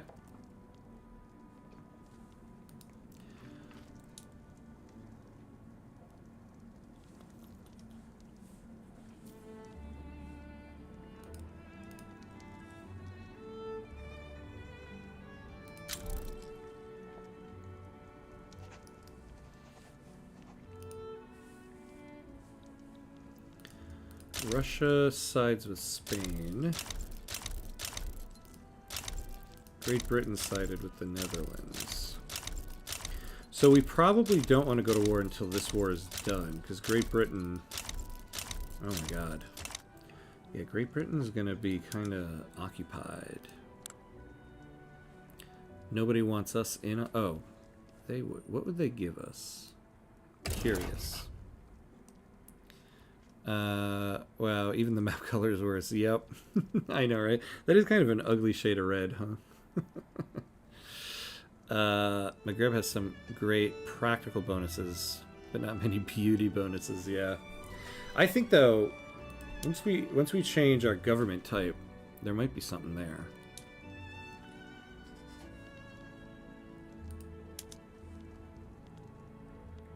Yeah, we don't want to take any Russian states. I mean, we could get money again.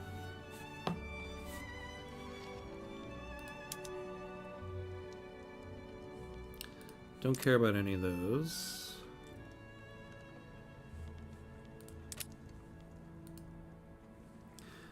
Let's see what the army comparisons are here.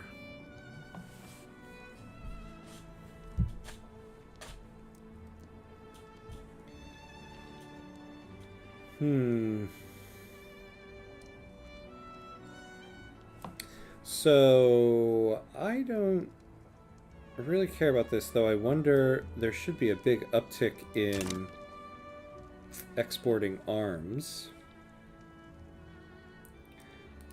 So I do want to upgrade these trade centers.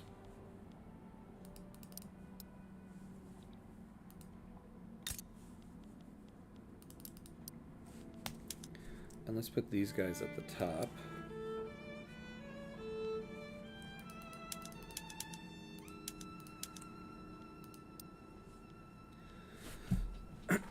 Now, I know I usually say don't make pages and pages of construction queue, but most of this stuff is government construction.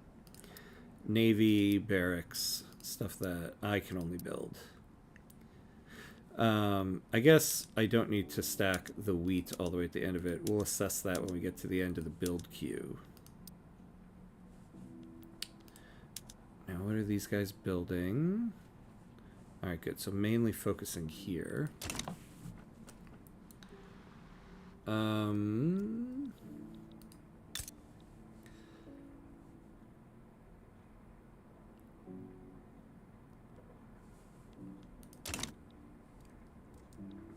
Oh, you know, I think I missed it. We got to drafting on slavery banned. That's good.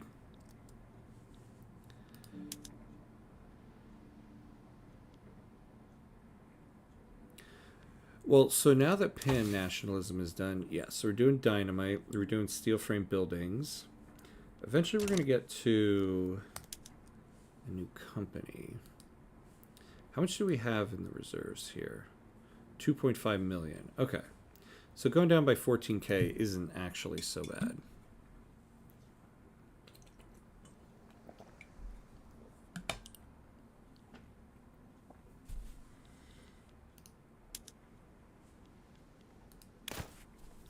But, you know, we can make multiple alliances now that we have pan-nationalism. Who else is rivaling France?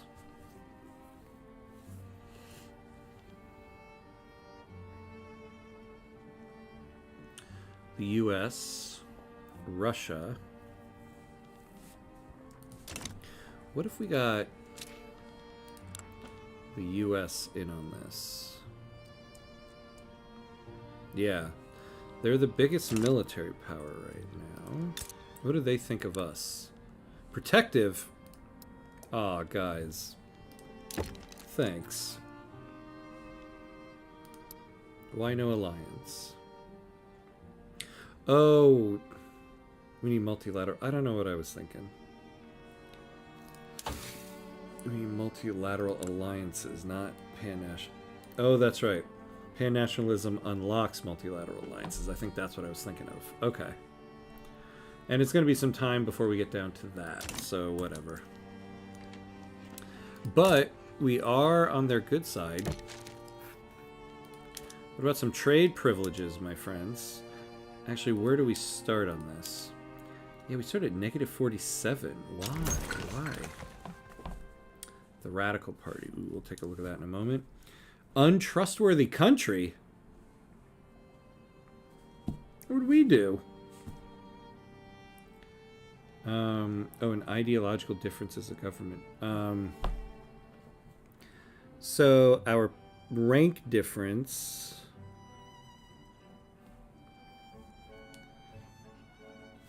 in our governments. What's their government? So they got petite bourgeoisie, armed forces. We could do petite bourgeoisie and... Oh, if we got the Conservative Party in. You know, we need to get some voting rights in. We gotta get rid of this.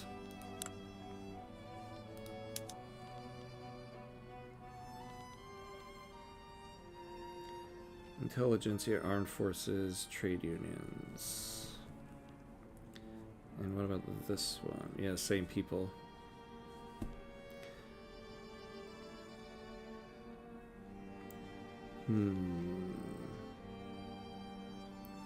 Corporatism or socialism? How far off of that are we? There's corporatism and socialism. So, oh, yeah, so we could do it. Alright, we'll take a look at that in a little bit. We're a little ways off of tackling that at the moment.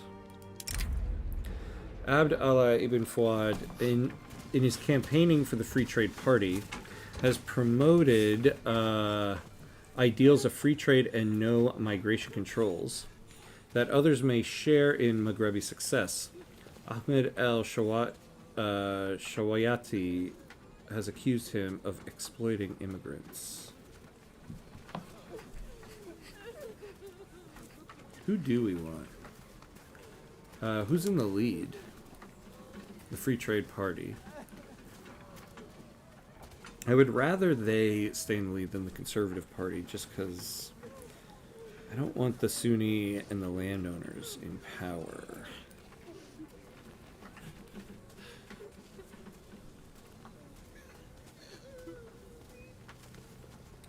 And we could afford to lose some approval from the trade unions. I mean, they're kind of doing okay. So we'll do that.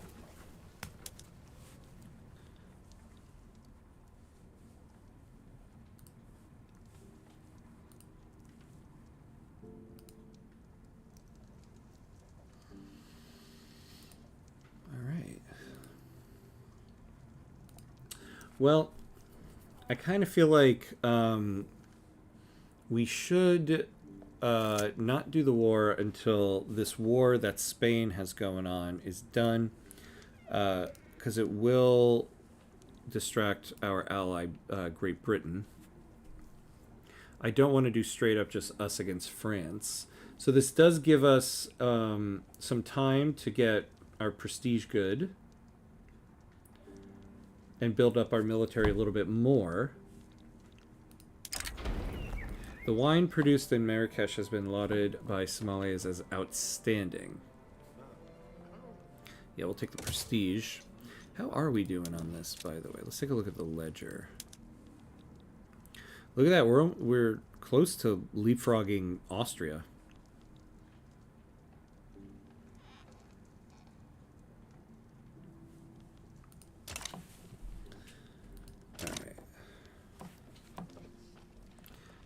Now, with everybody else distracted, yeah, is there something we could go for?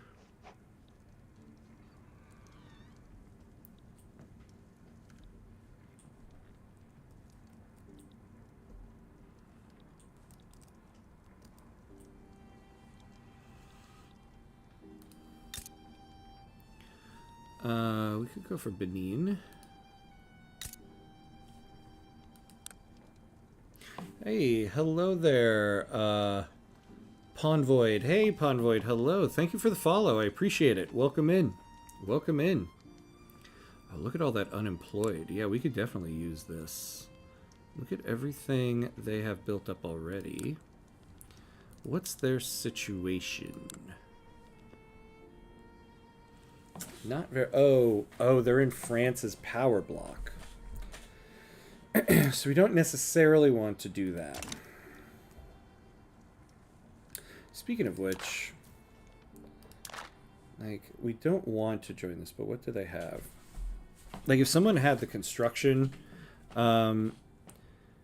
mandate, that would be great. Militarized industry.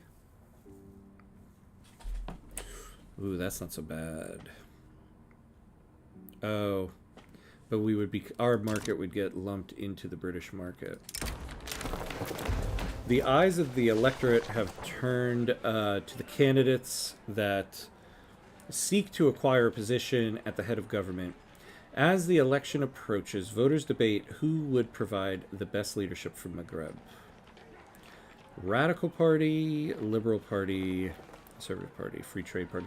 Well, the Free Trade Party has a lot of momentum as it is. Let's give a little bit of momentum to the Liberal Party here, because maybe we can get them to leapfrog the Conservative Party.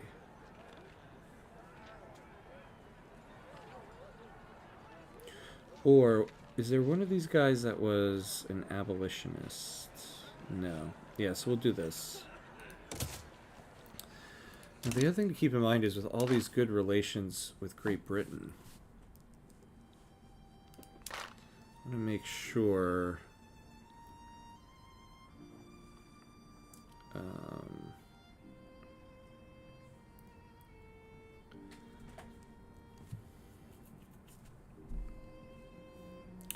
oh yeah, no migration controls. So what could we pass to give us a little bit more leverage resistance?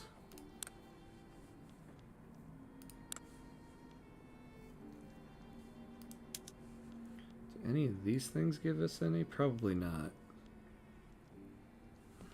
Yeah. I think free trade also worse. Yeah, minus 25%. So we definitely don't want to go to free trade. I know. Ooh, Spain backed down. Okay. So we'll take a look at that in a second. Yeah, so if we did censorship.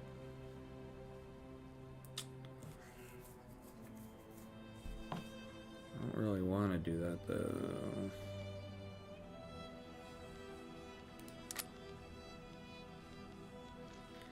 I don't want to change our migration controls.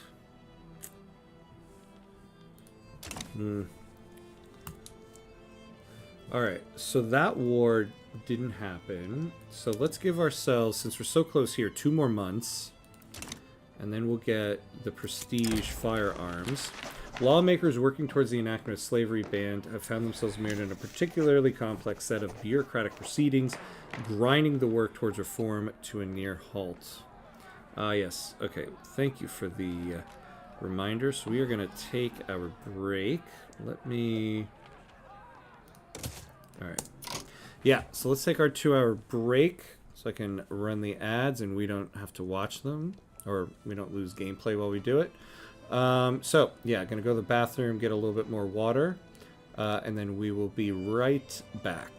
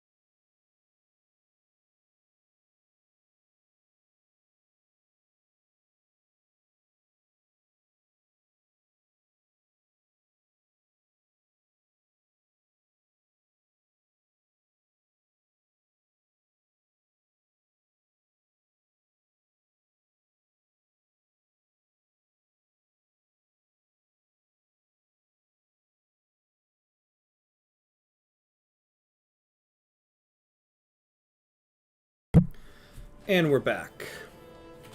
And we're back. All right. Now, let's take a look at the mobilization goods. We got plenty of sugar. We have plenty of liquor. We have a decent amount of tobacco, so it'll cover 214 battalions. How many do we have? Yeah, pretty much enough. What will this do for us again? More transportation. Could always use that. Alright, so yeah, we'll do that in our railway in a moment. In a gesture of solidarity with the Free Trade Party, Ali Al-Azma has encouraged his supporters to vote for it in the ongoing election.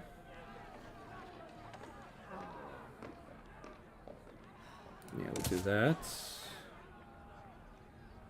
We might get the landowners marginalized at some point here. Okay, and then what was our last one? Sugar, liquor, tobacco. Yeah, we don't have any opium. Yep. Are you going to conquer Algeria? Yes, that is what we are preparing for right now. Since Spain backed down on this war and it didn't happen, Great Britain won't be preoccupied with that war, so it might be a good time now. So let's start preparing our mobilization options. How is... See, I wish we had a little bit more of that. Let's take a look at the buildings. But we also could import it during the war. We have the Navy to protect. We have the Navy to protect our convoys, and our ally is going to be Great Britain, who also has the Navy to protect us. So that's good. Yeah, we got nothing we can do there. But once we mobilize people, we'll put some subventions on that.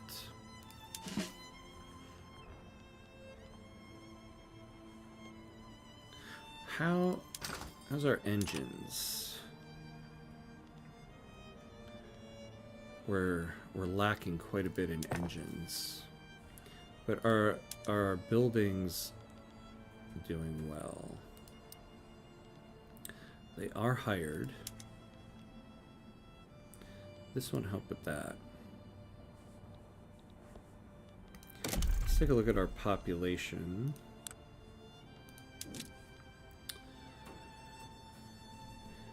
Yeah, so it's really Fez we should build them in.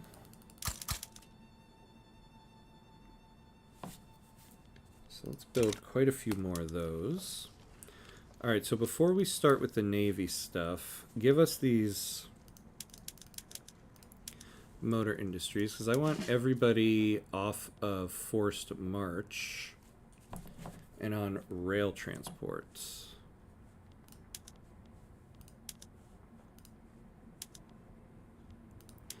And you want to do that now before you have to mobilize people.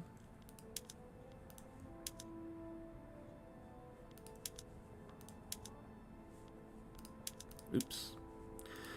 Now we don't have... Yeah, we can't do this yet. We don't have opium anyway. Hey, Paco, hello. Good to see you, friend. Good to see you. How's everything going? How are all the exams and the studying going? I hope going well.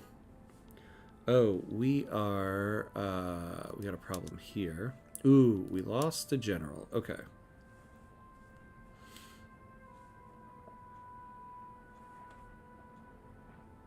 Oh yeah, and we wanted to fire somebody. I forgot about that.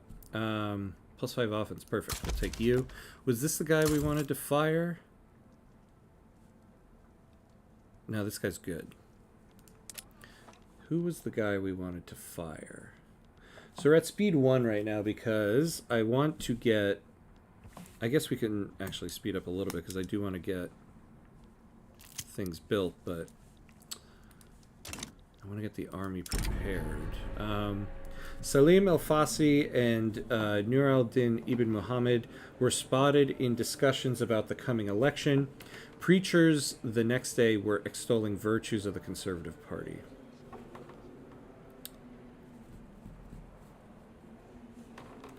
Well, I don't want to give the clergy political power. I think we can give, we can give the Conservative Party their momentum, because it's not going to do too much. Passing as I lunch. Nice. My last final's tomorrow, so then I shall have 10 free days. Oh, man.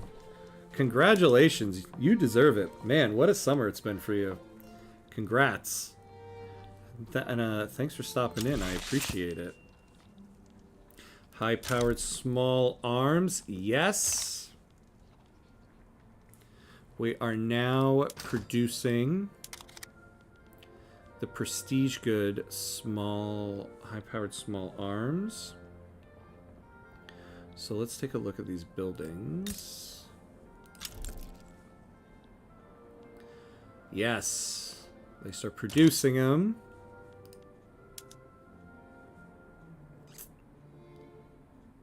I guess it's gonna take a second. Hold on, let's take a look at our market. Maybe it takes a moment.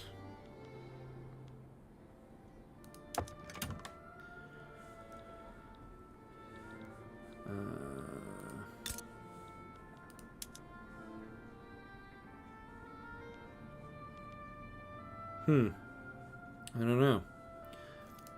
And what about on the world market? Are we exporting? It should all be that, though.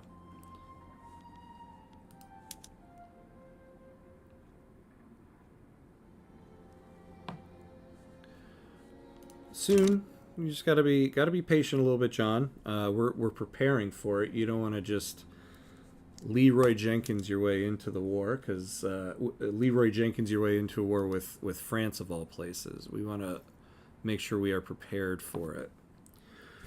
Okay, so let's take a look at our generals here. I think maybe it was the cavalry. One of them was bad, and we wanted to make sure they were fired.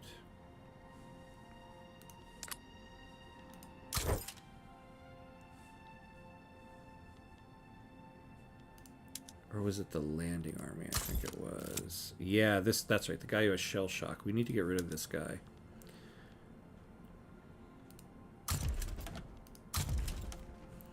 Okay. Let's see. Surveyor. That's pretty good. Although home, offense, and defense, the landing army is always going to be going away. You know what we should do?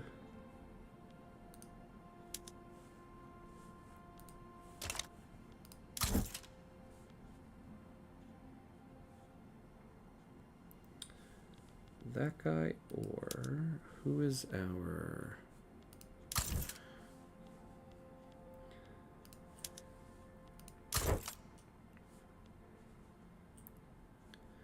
Okay, yeah. So here's what we're going to do. So this guy is going to go to the landing party, or the landing army.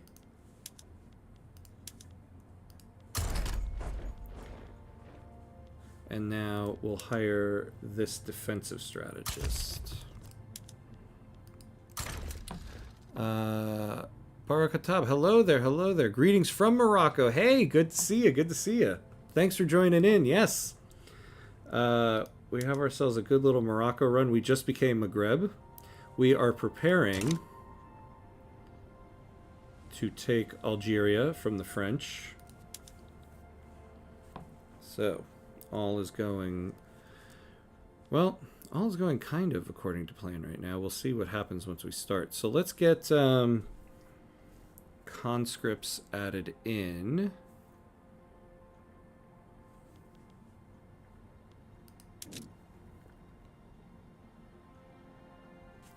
Oh, hey, thank you very much for the gifted memberships. I appreciate it.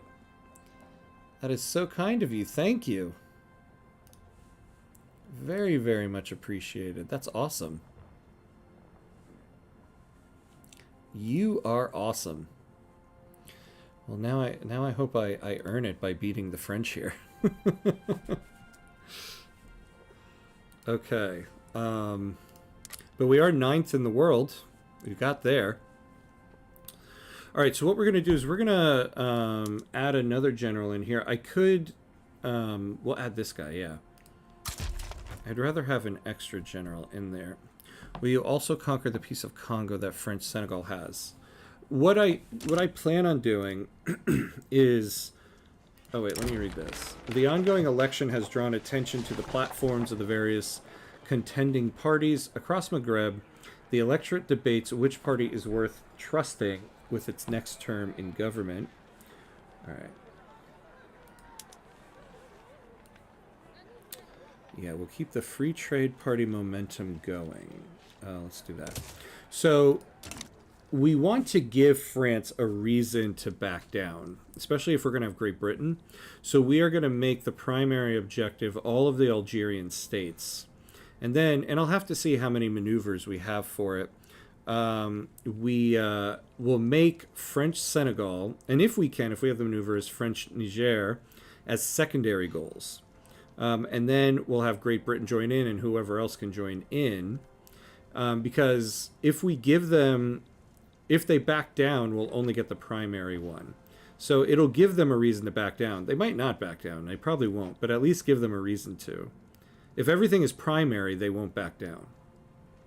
So that's what we'll do. We'll make Algeria the primary objective, and we'll add these two in as secondary if we have the maneuvers. If it goes to war, then we go after everything. If they back down, we get Algeria. That's kind of the goal. We don't talk about southwestern Sahara here. Yeah, we own it. But yeah, that is a... Oh, wait. Oh, no. Oh, I missed something. You're welcome. Great run, by the way. Thank you. The French are going to be a problem. They are... Yeah. I'm Algerian, so yeah. The French are going to be a problem is something that has been said in North Africa many a time. Yeah, we don't talk about southwestern Sahara enough.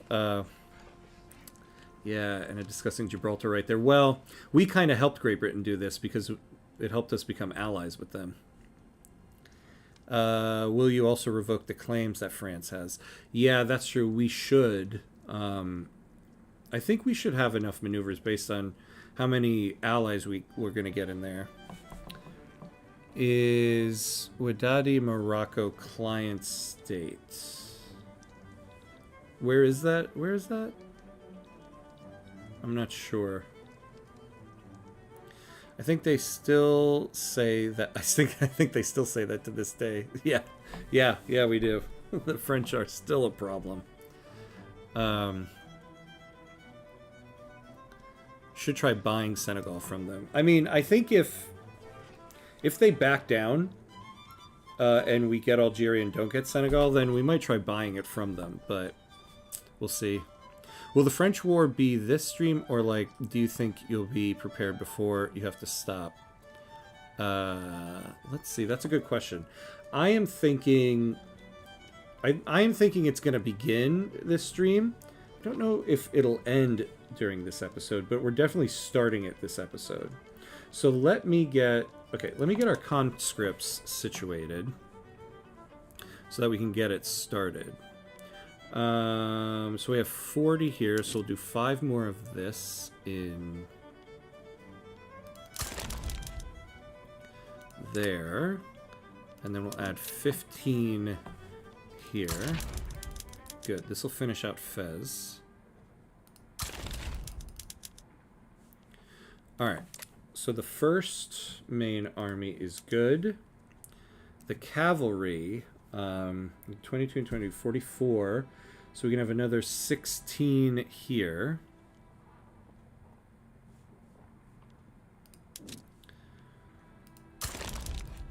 Three, 4, 5.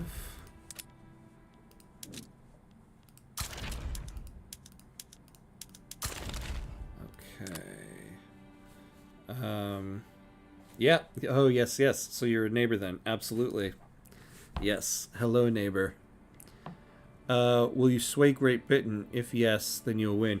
Ooh, don't even have to sway them. We prepared for this. We are allies with Great Britain at the moment. But we might not bring them in with the ally sway. If they have a war goal that's going to be based on taking land or something like that, we'll take that because that will keep them in the war longer. If we bring them in as an ally, there's a bigger chance they'll leave the war early. If it's the only option to bring them in, that's what we'll do. But if we can bring them in with a war goal tied to like giving them a piece of land or something else, that's always the best way to go about it. I'll do one for good measure. All right, the National Guard. Actually, we're gonna need... Oh, well, no, we're building stuff there. Oh, hold on. Free Trade Party...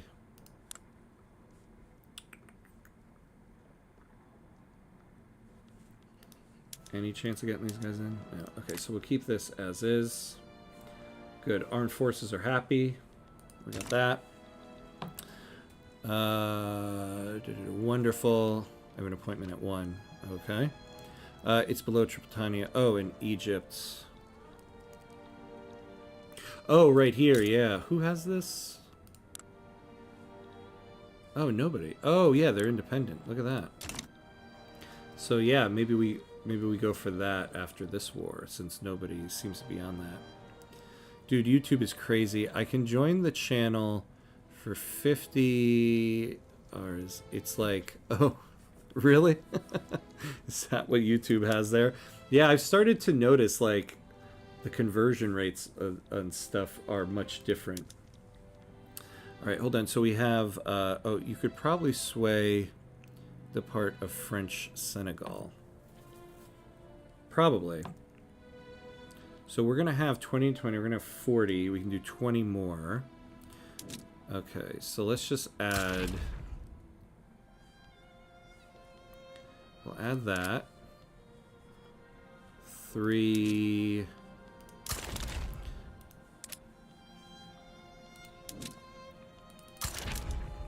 Now we also... Man, we haven't finished with slavery, but I really need the 200 authority from this. Can I take anything else off? Maybe road maintenance in Al Rif. Sorry, Al Rif. Because we need to add enlistment efforts, and I want to do it in these 2 main states. Did it do it? And now we have a ton more of conscripts. I'm finished eating. I have to read Habermas again. Okay, good luck, Paco. I appreciate you stopping in. Good luck with that. What is your army composition? Is it better to have artillery or cavalry on attacking side? What do you prefer? So the way I like to organize my armies is I have basically 4 main types. I have a main army. This is when I use on offense and defense. 50% infantry, 50% artillery. And you have at least 1 general on offensive orders, 1 general on defensive orders. This army is the one you just put right on the front line there. And they do both offense and defense. Then I like to have cavalry armies. This one is 50% infantry, 50% cavalry. 1, but preferably 2 generals, both on rapid advance. You put these guys on the front line, and their main purpose is to take land, or if there's another front, the main army holds the front that has the bulk of the armies, and these guys go to the other front to just take land. Then you have a National Guard, which is 100% infantry, with a general, 1 or preferably 2 on defense. And these guys, you just sit them on the front line and try to hold the line so that it doesn't get pushed back at all. Then the other one is a landing army, and I usually keep 1 of these guys. I don't know why this guy's on defense. This one is 50% infantry, 50% cavalry. You don't put any conscripts in there because you don't want there to be more battalions than you have flotillas. so that you can do landing invasion, naval invasions. And if you're not doing any, then you can just stick these guys on the front line. So that's how I like to organize the military. Ew, never build cavalry. Okay, unless it's for taking land like that. I wonder how that'll work against France.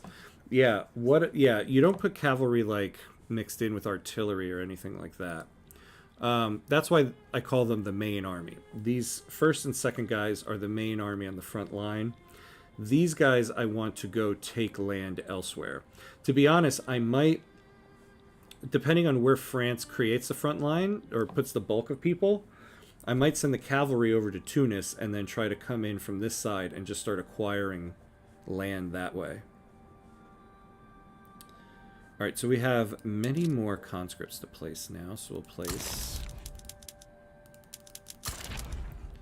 So that gives us 20 there.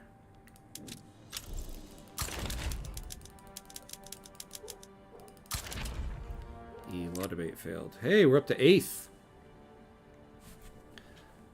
Give us the wall. I know, right?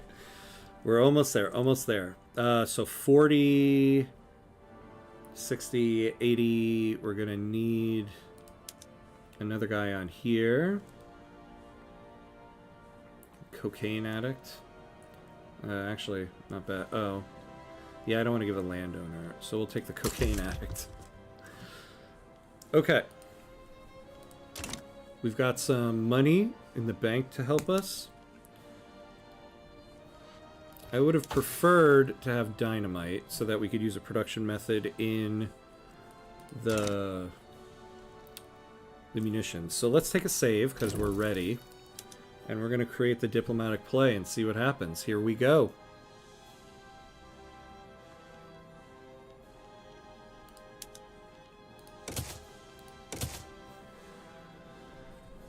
Alright. I'm coming for you, my Algerian brethren. I'm coming. For too long have your borders been blue. They still won't be green. They're going to be red, but they won't be blue.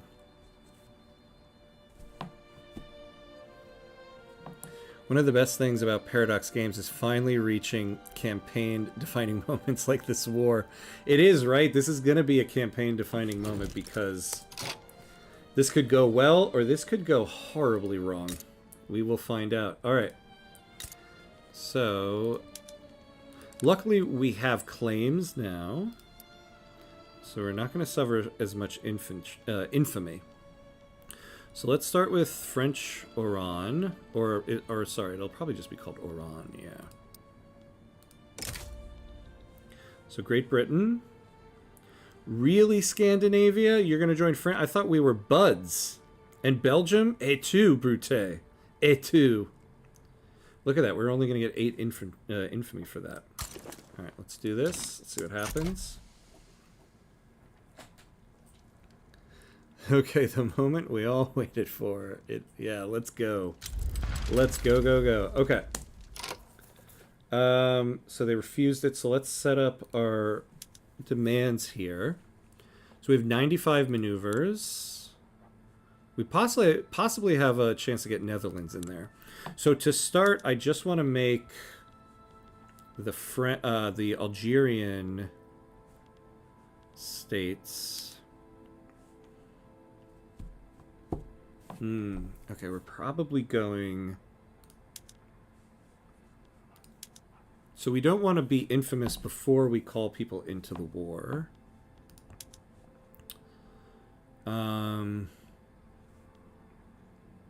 So we can add... So we won't add Constantine in.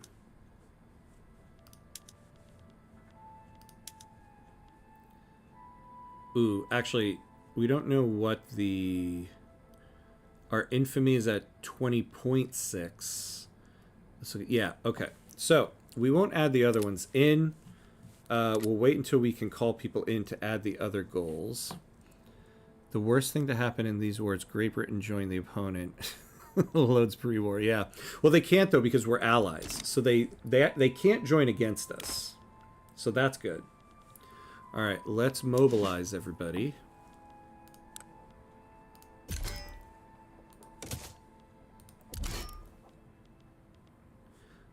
The second National Guard doesn't have anybody in there, huh?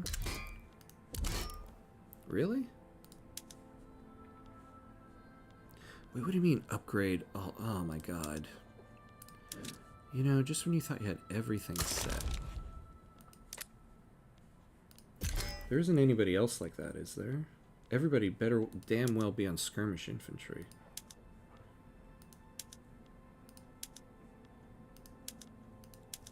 Alright. Let's unpause it. I joined the stream just right on time. France destroyed my Congo play. No, I love Congo playthroughs. I hope you take my revenge on them.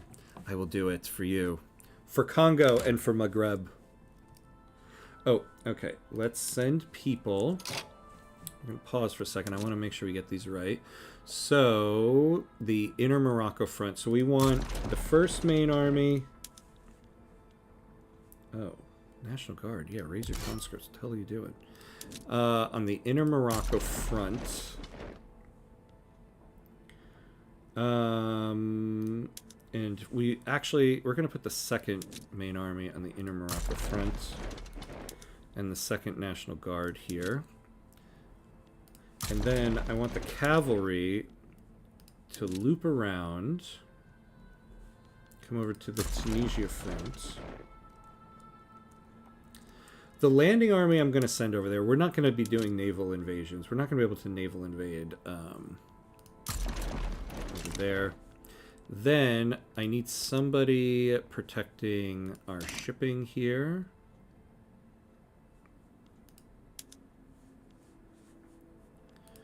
Now, and I also want to blockade France. So where's their main one? Here we go.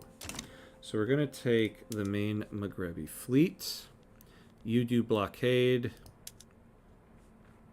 You go over here. And you, actually, yeah, you're going to escort our convoys. And you stay... Where was it that... it should be here, right? Yeah. And so, actually, this guy, blockade... and raid convoys. There we go. Yeah, suck it, France. Here we go. Alright, so now we can focus on getting people in.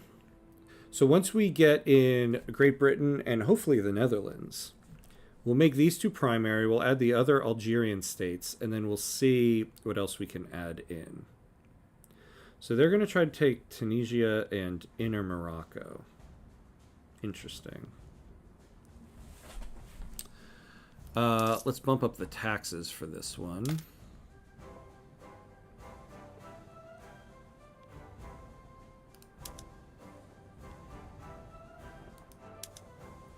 Yeah, sorry everybody. We're gonna like have to tax you for this. Alright. Building up those... let's slow down for a second. Just make sure we're not having any hiring problems in things like munitions plants. Yeah, Fez, what the hell's wrong with you? Just subsidize all of them and we'll change it later. Oh, and let's start using the production methods. Yes. We'll start subsidizing now so that they're fully hired, and then we'll take off subsidies as needed once we get there.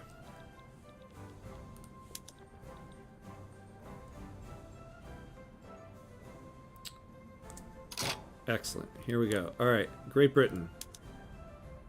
Ah, come on. You don't want to take any other war goals? Oh, wait.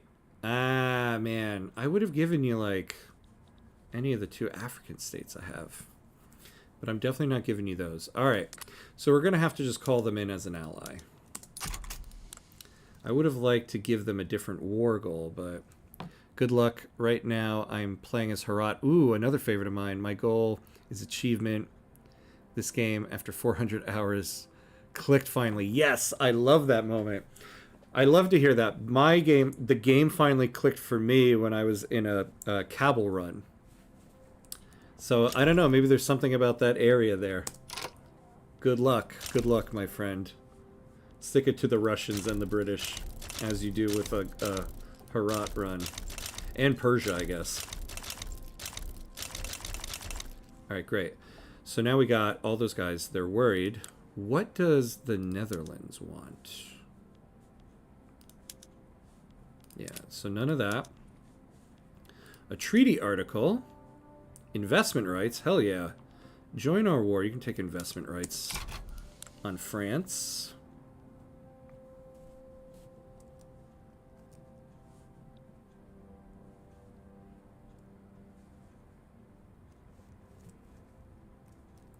Come on. Make your decision already. Excellent. Alright.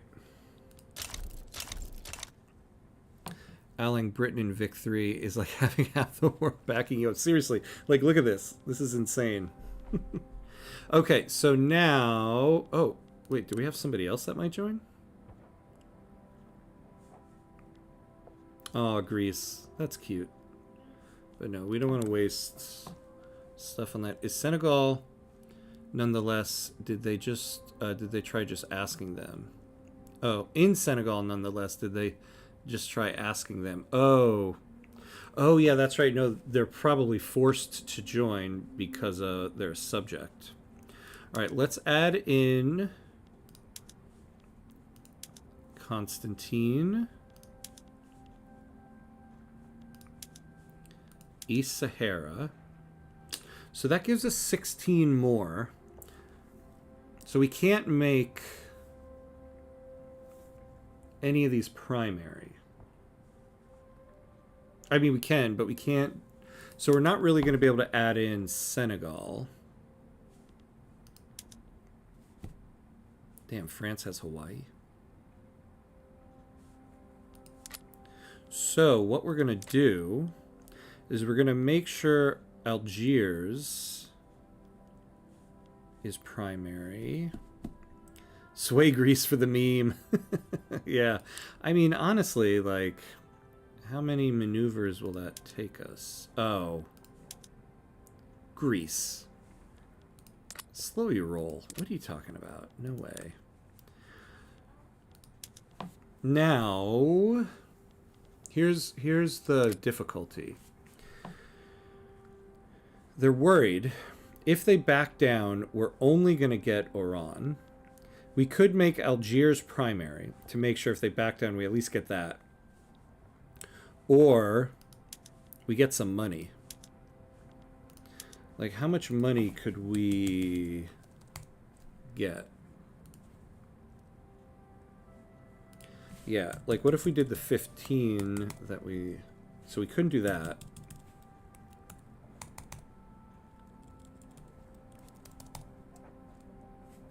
So we could do 12K, and it would only add 3 infamy. We might need that by the end of this. I'm going to bank on France not backing down on this. And we're going to add this in. Now I really hope it goes to war. And that all this doesn't just get me Oran. We are pretty infamous, though, but whatever.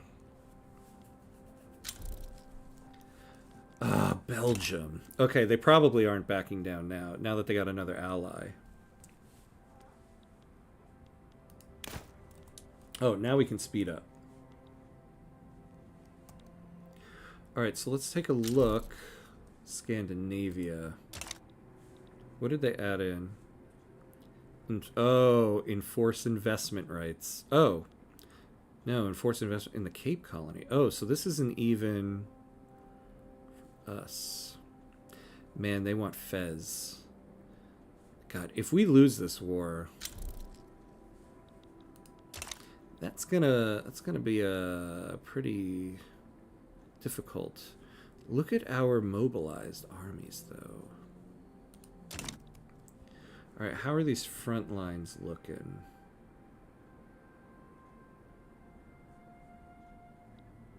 Oops.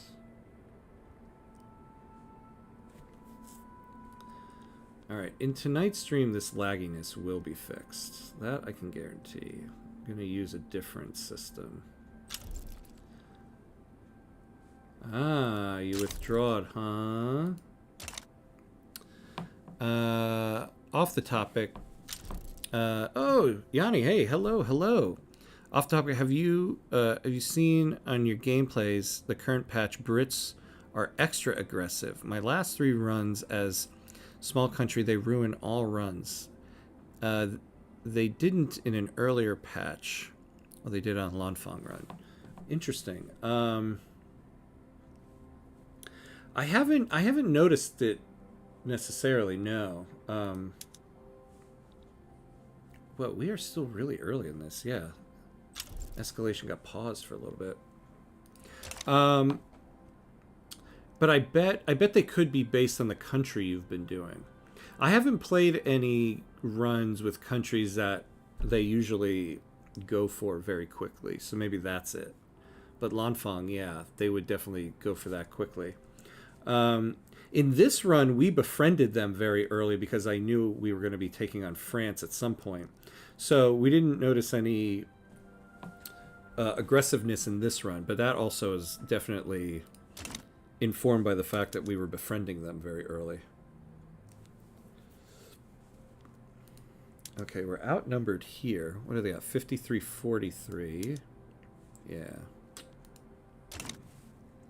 Well, we'll be able to take some of them down.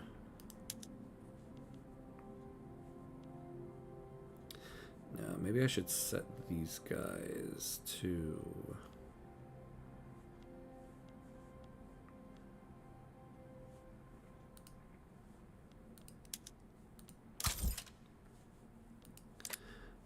Yeah, let's give ourselves... Hey, we have reached great power status.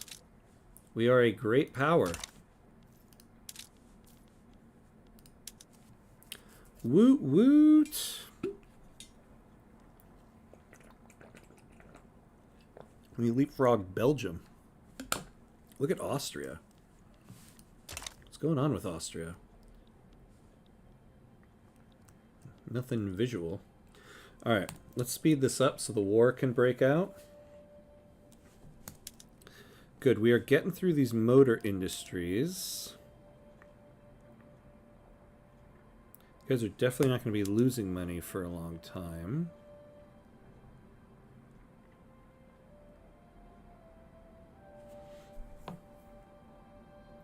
Huzzah! Into the sand dunes, my friends. Actually, this war is mainly going to be in the mountains. I hope I had some commanders with some mountain combat defensive bonuses. Now to reach that 1 billion GDP. Yeah, that was a goal that I had mentioned. I did mention the main goal was to get the number 1 GDP and then hopefully 1 billion. I don't know. I will say this though. There's a possibility of massive GDP rise once we take this land, because we'll have much more to build. We've got a very large construction pool and a large investment pool. You know, oh man, if I had the maneuvers, I should have enforced investment rights in France. If I could have. You know, if we can keep our status as a great power, now it would be not so bad to join the British Empire, because we'll be of an equal rank to Great Britain. They won't be able to subjugate us. I'll have to look at that, but that definitely won't be until the next episode. We'll see how this war goes.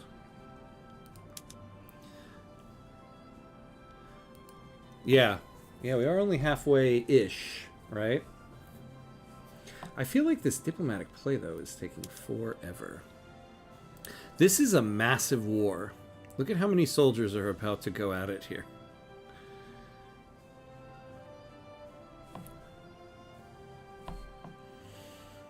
I am worried though about Great Britain leaving this war early.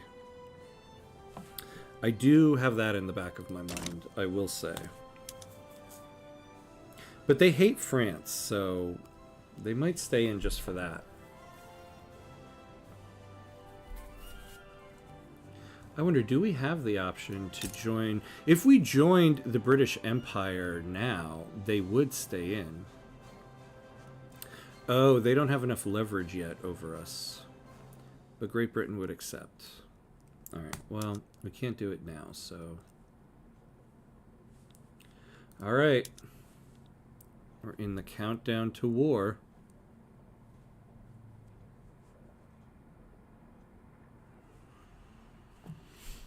Let's see how this goes.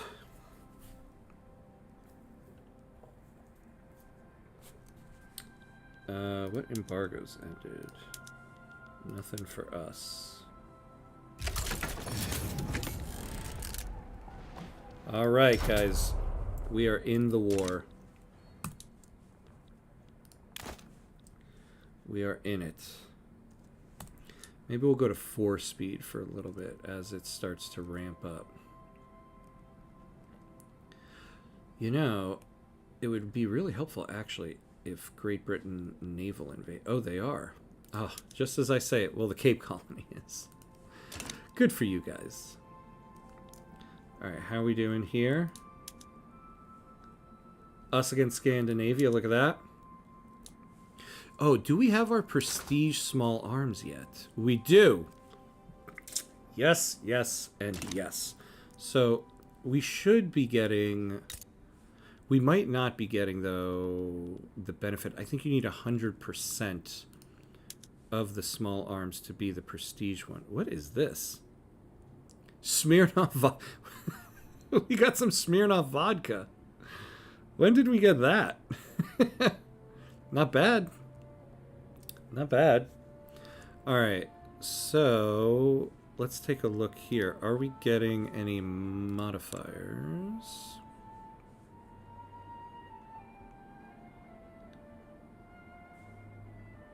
+5 for the offense.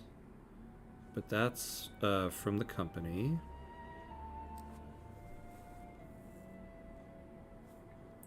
Yeah, that's what I thought. We need... Oh, man. We needed 100% of the small arms. You know what we could do? Like, who's giving us these guns? We're not importing any of them. Who owns one of these things that's not us?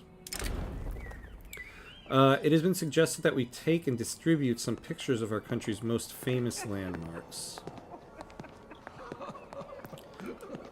And so, hey, we're up to 7th.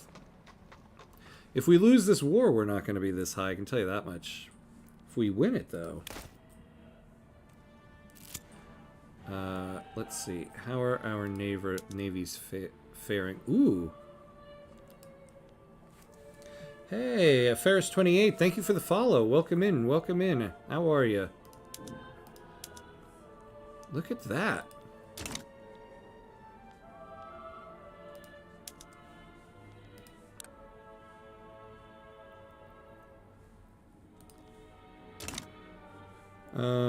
So how's the blockade going?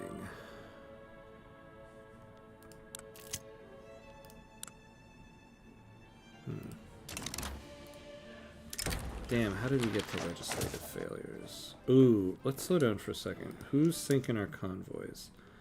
In the Macronesian Sea. Yeah, that's over here, right? Well, what the hell are you doing, British fleet? What the hell are you doing, my guy?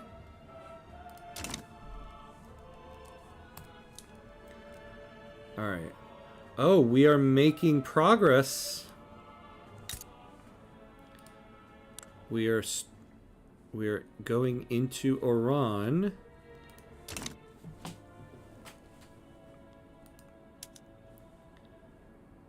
All right, all right.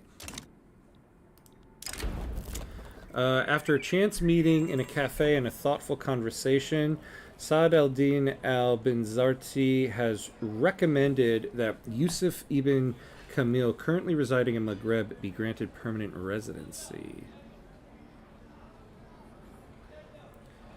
Oh, an industrialist radical? Yeah, sure, we'll take you.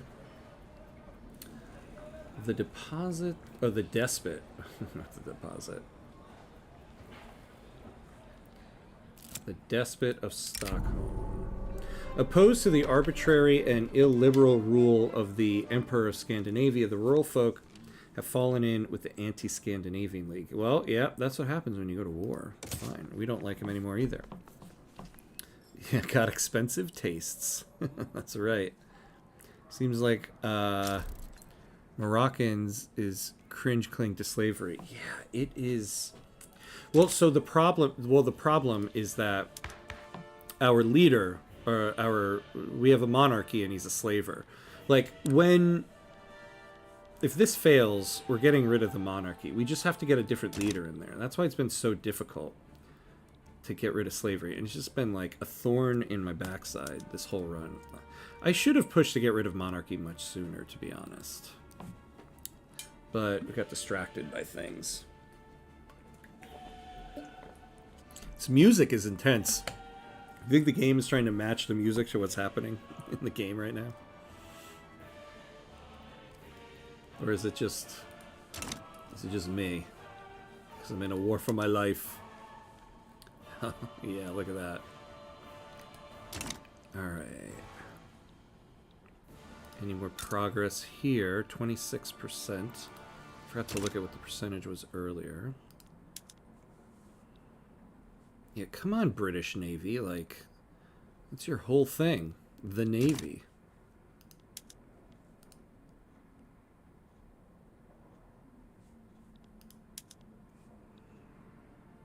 There we go. There we go, there we go, there we go. We still haven't made progress into Constantine. Oh, we have 7% progress. Are we on building here? Excellent. Oh yeah, let's take a look at, we might not have to subsidize things now. 94 offense. Does Britain have the gunships event or something? Or Zeppelins, excuse me. Let's take a look at what they got. Oh.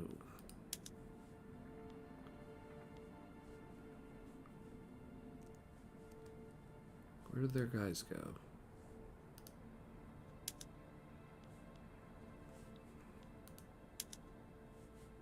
Oh wait, I'm looking at the wrong ones here.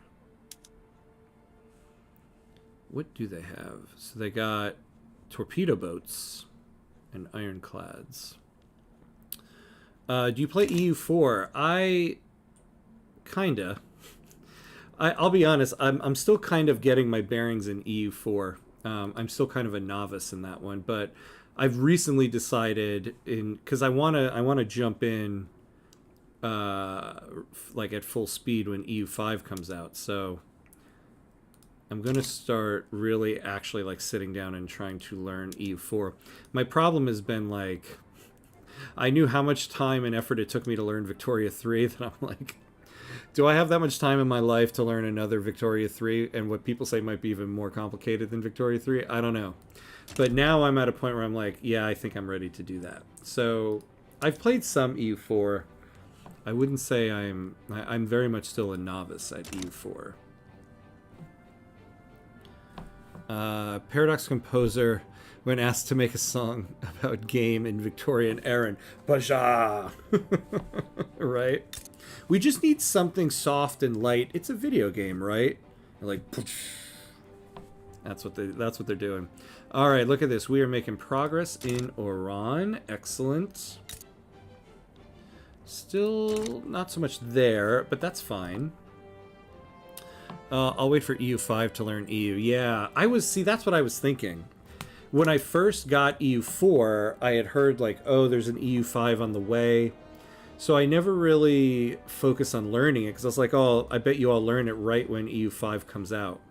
But now I'm kind of like, maybe it might be helpful to learn a little bit of EU4. But from what I've been hearing from some of the people streaming it that get this like early access to it, that it's going to be so different from EU4 that you might not need any prior experience. So we'll see. People really say EU4 is more complicated. I've heard that. I've heard that. And see, I can't really say whether it is or not because I don't really know EU4 well enough. Because I think Victoria 3 is pretty damn complicated.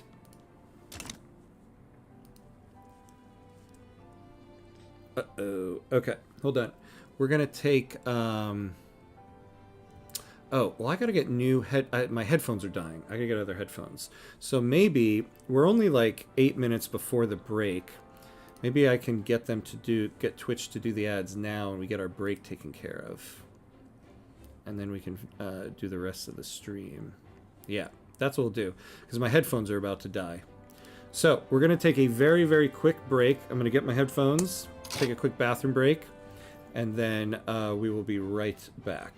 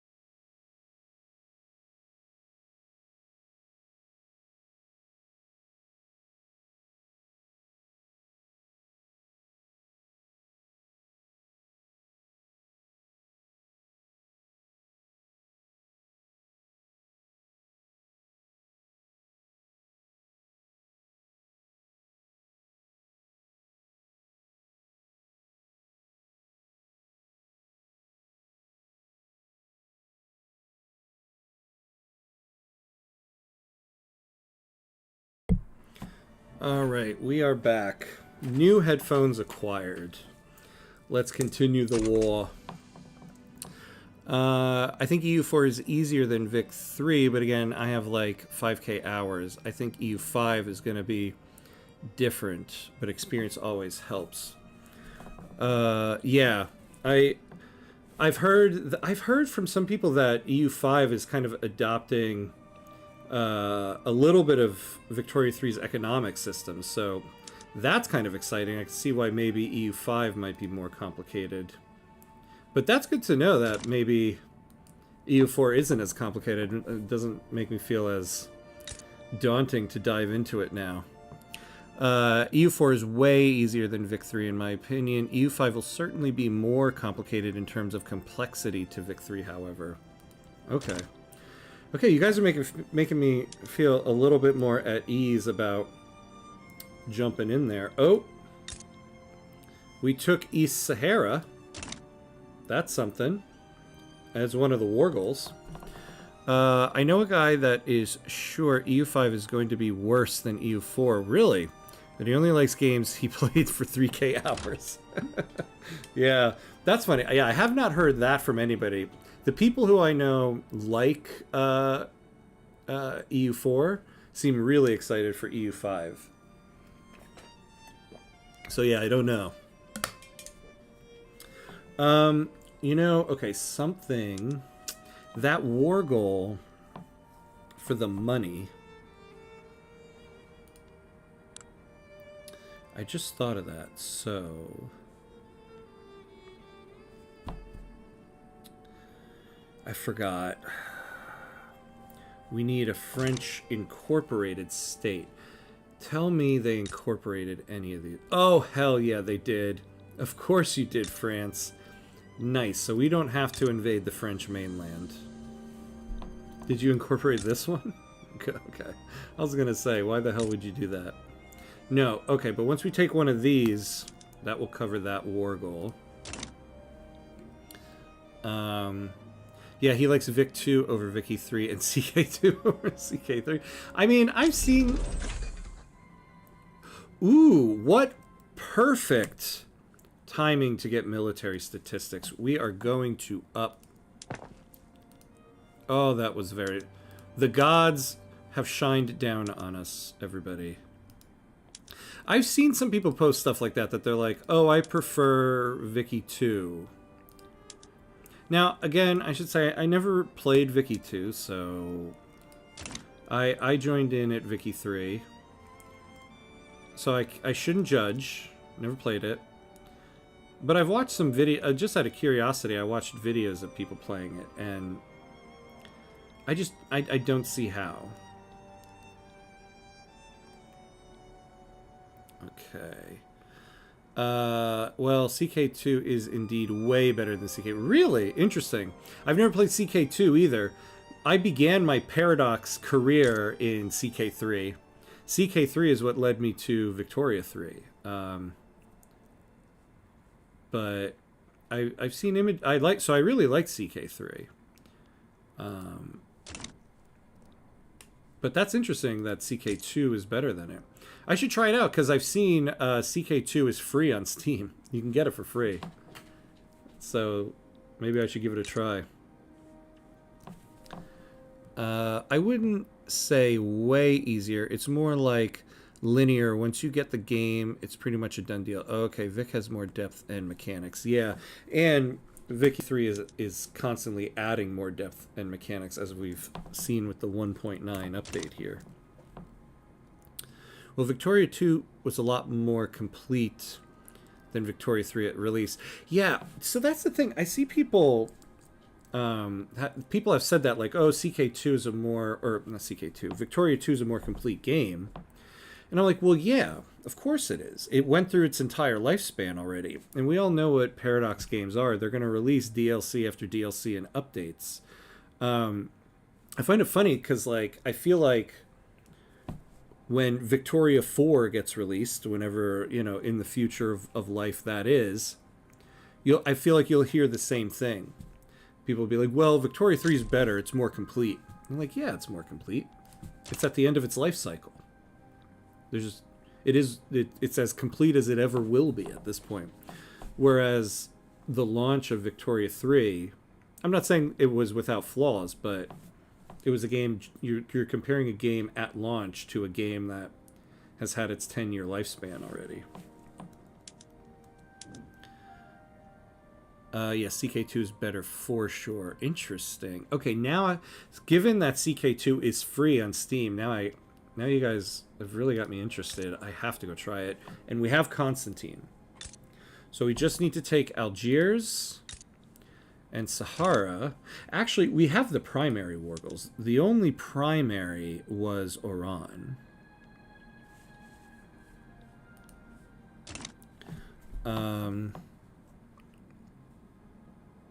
You're exactly right, honestly. Yeah, thank you. Exactly, I feel the same. I didn't mean to call anyone out, but Vic 2 was certainly not more fleshed out at release. Yeah, I imagine. Like, again, I didn't play it, so I don't know it at release. But I do know what CK3 and Victoria 3 were at release compared to what they are right now. And so I can imagine at the end of a 10-year lifespan, it's going to be much more complete than it was at release. Also, yes, CK2 and CK3 have a different vibe. They have a much different vibe. Let me tell you, when I went to Victoria 3, I was used to CK3, where the map is just like this right here. But I saw the style of, like, like the messages that pop up and everything were the same. So I was like, oh, this game Victoria 3, it's like Crusader Kings 3, except it's the whole map. I can be the United States now. That was the moment I hit buy on Victoria 3. That was my thought. I just look back on that now like, oh, buddy, you have no idea how wrong you are. If you look it up, all people complain about is how the game was unplayable and barely fleshed out until it got DLCs. Exactly. And the thing is, that's every Paradox game, right? Like, I feel like people will say that about EU5. I'm sure the release of EU5 will be great, but people will be like, EU4 was more complete. But yeah, that's because there's 87 DLCs to download for EU4. I think I only like EU4 more because of the era you play in. Yeah, I have to say, I would really like to play the American Revolution. But I want to play the American Revolution like with the economy bent, right?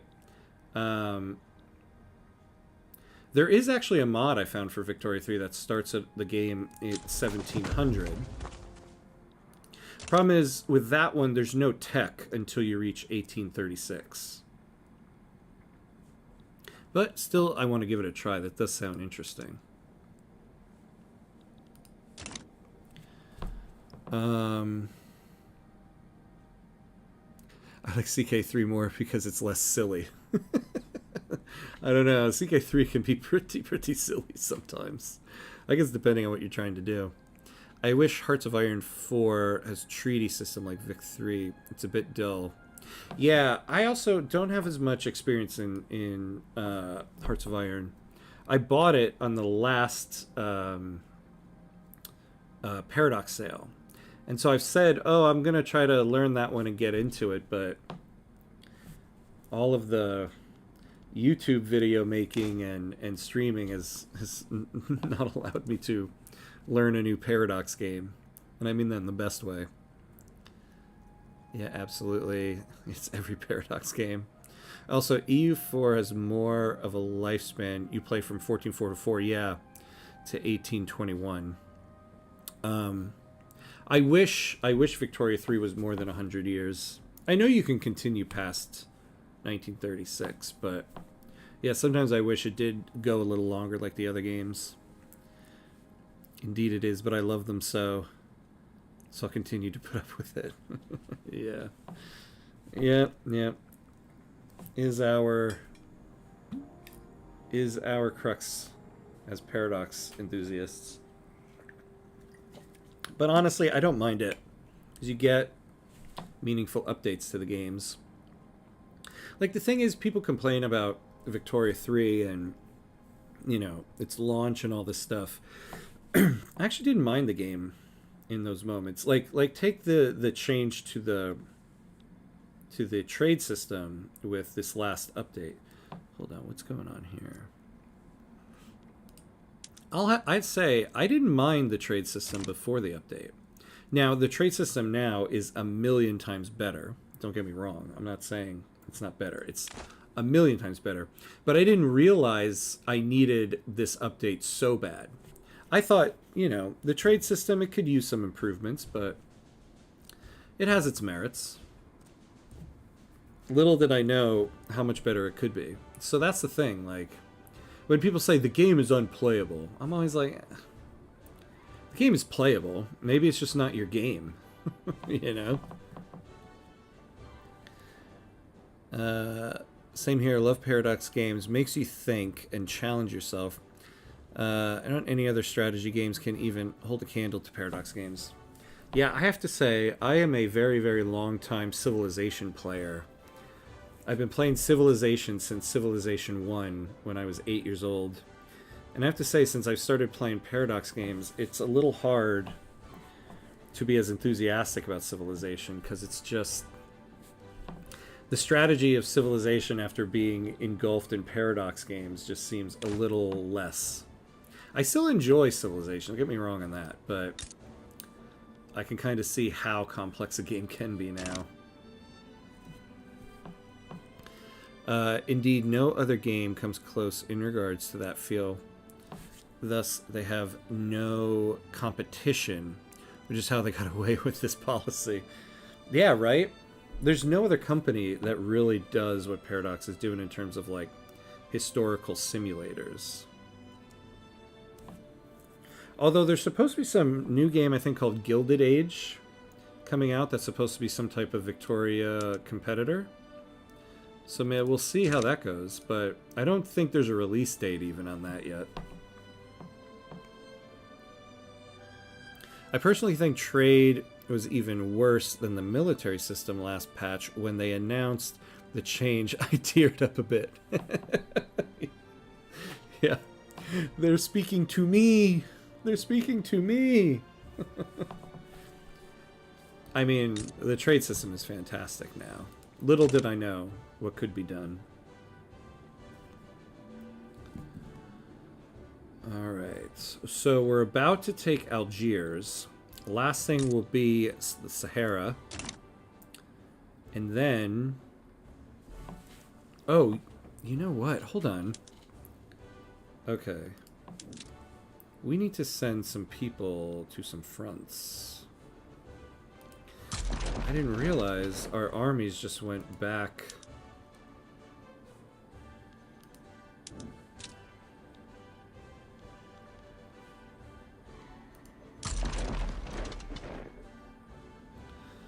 Oh, man.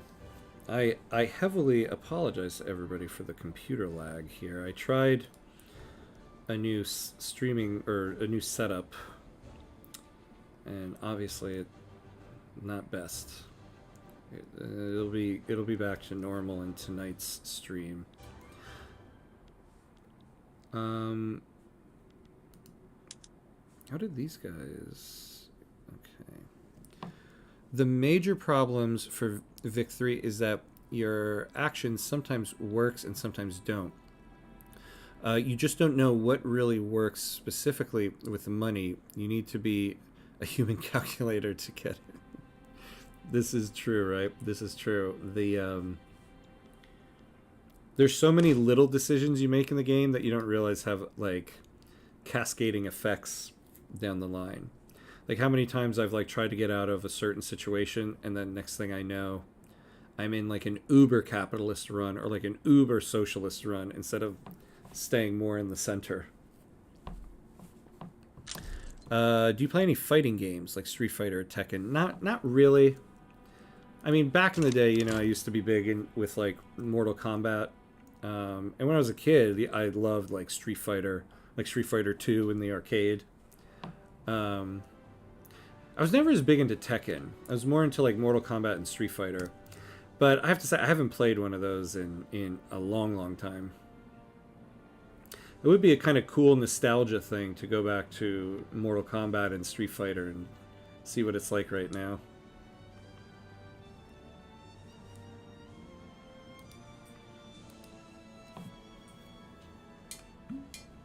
I heard there might be a new Street Fighter movie, or unless it already came out.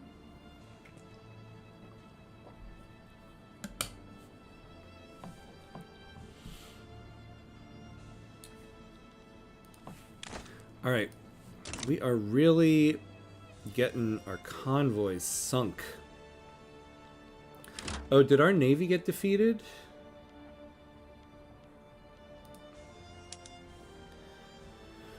Damn, we even lost a...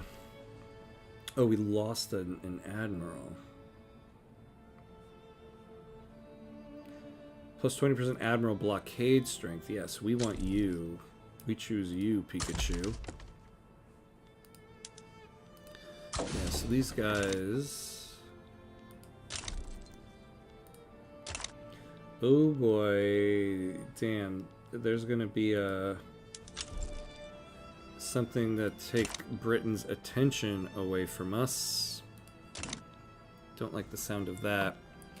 I liked King of Fighters a lot back in the days. Oh, I don't know that one. Sounds cool, though.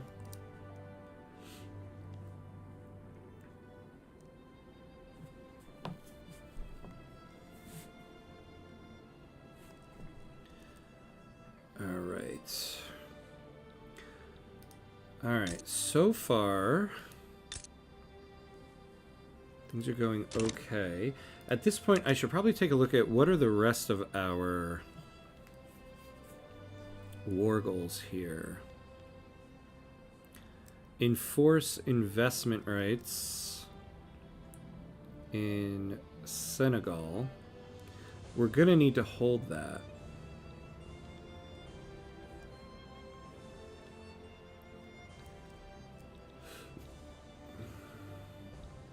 Okay. Oh, that's really the only one. Okay. Good. So we're good there.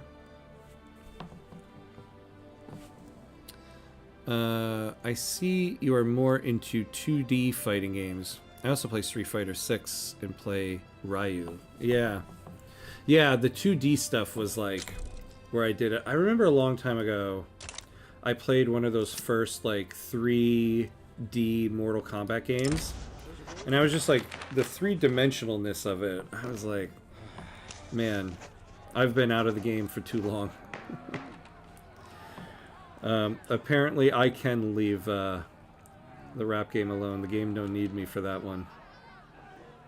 Despite many efforts on the part of the government to successfully revive slavery ban from President Broglio, the laws come to be regarded as nothing more than a failure. Alright. So we failed at that. That's fine. We're kind of preoccupied with this. When this war is done, we're going to get off of monarchy. And then once we get off of monarchy, we'll be able to finally get off of slavery. Okay, so Belgium's out. Peace out, Belgium. God, I got worried because I don't want that to be Great Britain until we hold these war goals. Why not try City of Wolf? It's the newest in the title and have some quirky roster like Salvatore Nazi. That's cool. I'll have to look that one up.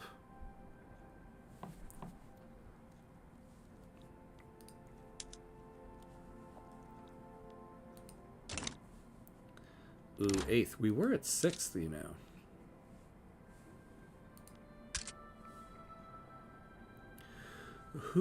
What naval base? Oh, Riff. In Marrakesh. Why? I thought, oh wait, that's right, no, we aren't on monitors. Ah. We're losing generals.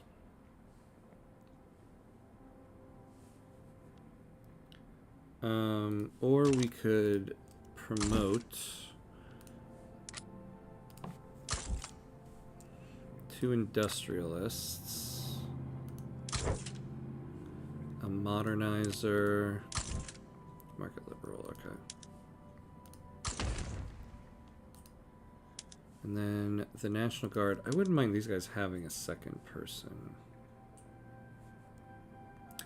Oh, you know, I should have put this guy in the cavalry. Defense and forested terrain. It doesn't do much for us, huh? Well, we need you anyway. I would like to get... Oh, boy, this is the National Guard unit. Scandinavia's out. Peace out, Scandinavia. Nice doing business with you.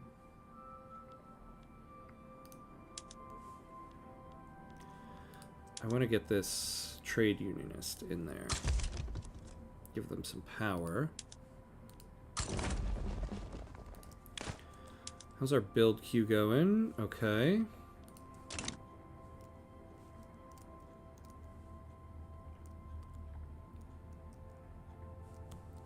I hope these guys are blockading there. Oh no, they're just sinking convoys. Well, excellent. That's just as good.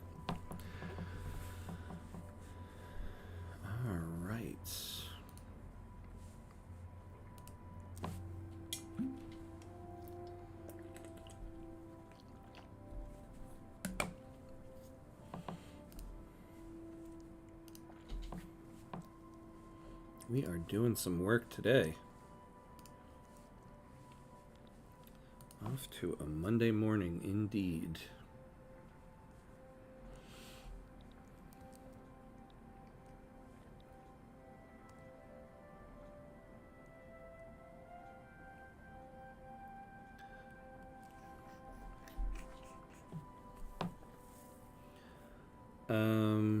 We're still getting convoys sunk. My guy. Yeah, that's a problem. We still have light ships. You know, we should probably add monitors to the list. Oh, we're about to get dynamite, which is good. Oh, we have monitors. What in the ever-loving what? Oh, and I never looked at the subsidizing that we were doing. So first of all, okay, how are we on? Oh, we actually don't need that PM. Now, okay, what military shipyard is not hiring right now? So you're the one doing that. Oh, I have them both on that. No wonder. Alright, Alrif, you switch back to making Man of Wars. And now, Arms Industries. Inner Morocco doesn't need to be subsidized. Marrakesh doesn't need to be subsidized. What other ones are there? Al Rif doesn't need to be subsidized. Excellent. All right, let's look at artillery. Marrakesh doesn't need to be subsidized. Al Rif, you don't need to be subsidized. Though you aren't filling the cash reserves. So the weekly, pull out a calculator here. The weekly revenue is 3,830. And what's 15% of that? Yeah, that's why. So we need to have a dividend of at least 574 pounds before they'll fill the cash reserve. Well, whatever. And Inner Morocco, don't need the subsidy. And then I think the munitions we are also subsidizing, which they probably don't need it either. Yeah. Fez, ooh. Why though? Why though? How? How are you guys losing so much money? I guess because, yeah, we have those extra ones there. But we're building these barracks, so... Alright. So we have about 10 more minutes of the stream. We're about to take that.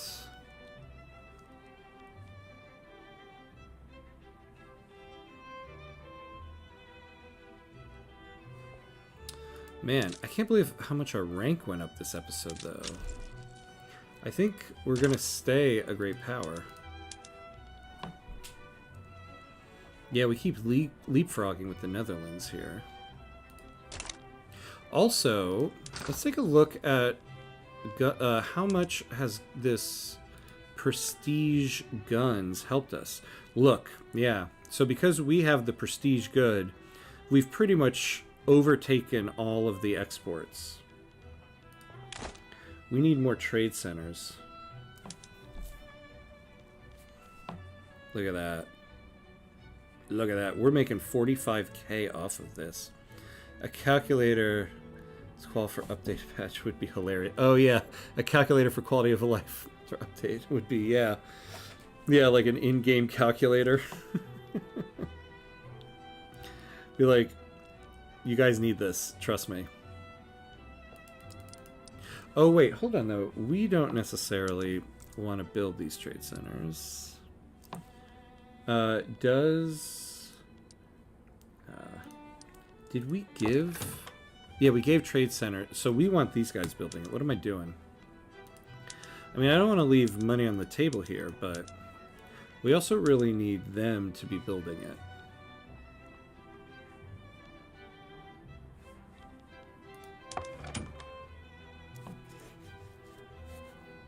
This company is doing so well for us. Here, calculator. Here's your official... I'm surprised I haven't released like an official Victoria 3 calculator. Just as a gag. That would be kind of funny.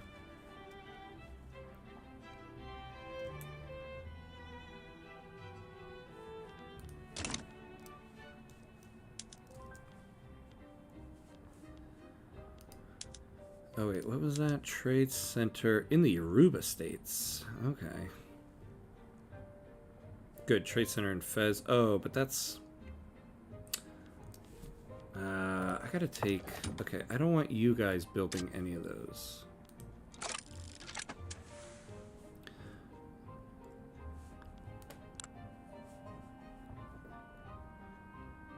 Wait, did I just add trade rights to them?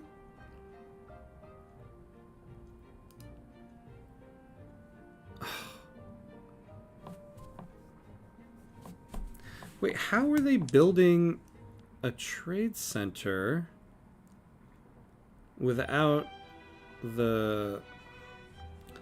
I don't know. Whatever.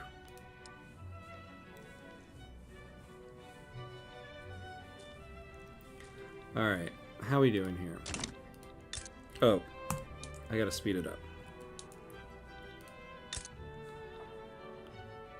Ooh, are we losing ground? Where's the little circle? Okay, we still have the advantage.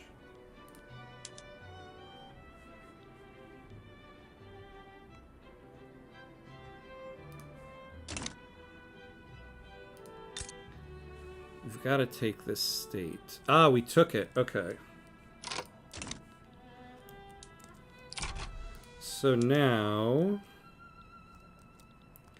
go down and help these guys out here. Traveling to Wallonia.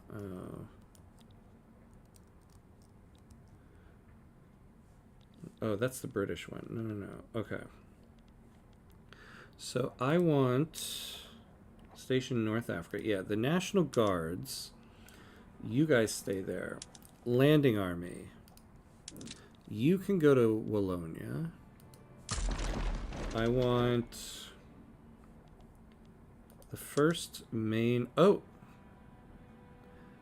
Oh, look at this. We have a frontier now. Okay, good. So this is what? The East Sahara Front. So second... Actually, no. Let's just send the cavalry. The cavalry will send to the East Mauritania Front. And you can help out with that.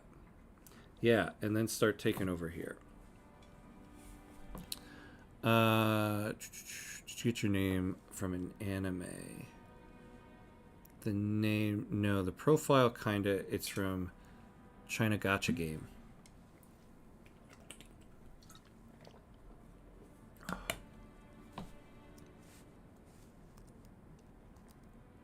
Speaking of which, there's some cool anime mods for Victoria 3. I have a friend on here called Typical Anime Girl who always streams Victoria 3 with some anime mods that always have some really cool artwork in it. Definitely worth checking out next time they're on.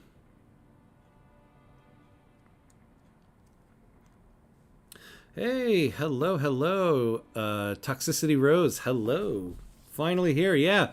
You're here at a good time. We are, the stream's almost done for this afternoon, but we are about to take this war. Yeah, France only had 13%. They're about to dip into negatives. So we have all of our war goals. The only war goal left is to take some land from French Senegal for the Dutch.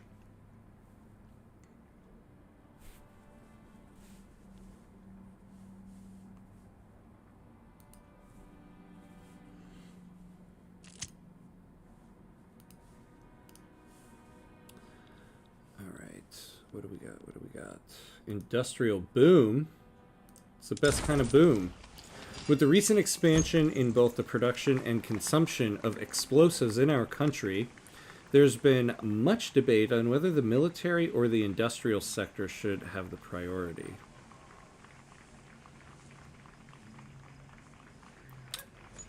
We'll do it to the explosives factories. We'll need that longer. This war, I think, is in a good spot. How are the casualties looking? That's a good question, right? Because this was a massive war. So 633,000 for us, 532,000 for them. So we have more.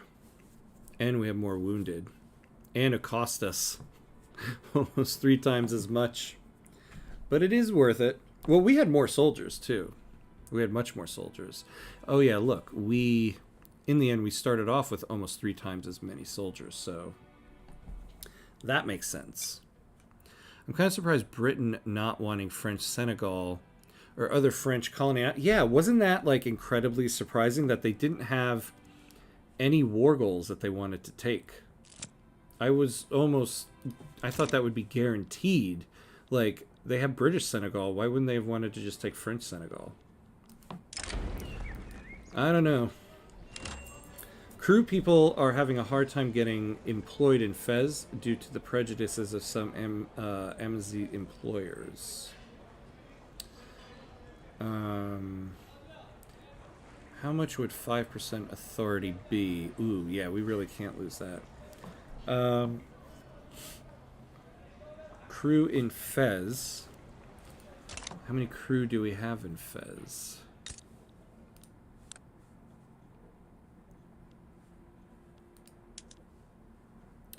So about 7K. Well, unfortunately. Sorry guys, we can't help you out on this. Yeah, that is massive. I know, right? Such a massive war for Maghreb. But you talk about border map painting. We're about to become a massive country. Unfortunately, I don't think the war's not going to be over by the time I have to end here. Because I have a hard out in like 1 minute. But this war is pretty much won.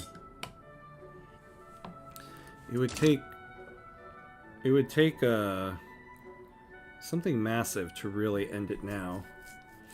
France would have to naval invade to get... Oh, well, I guess not. They can still land in French Senegal.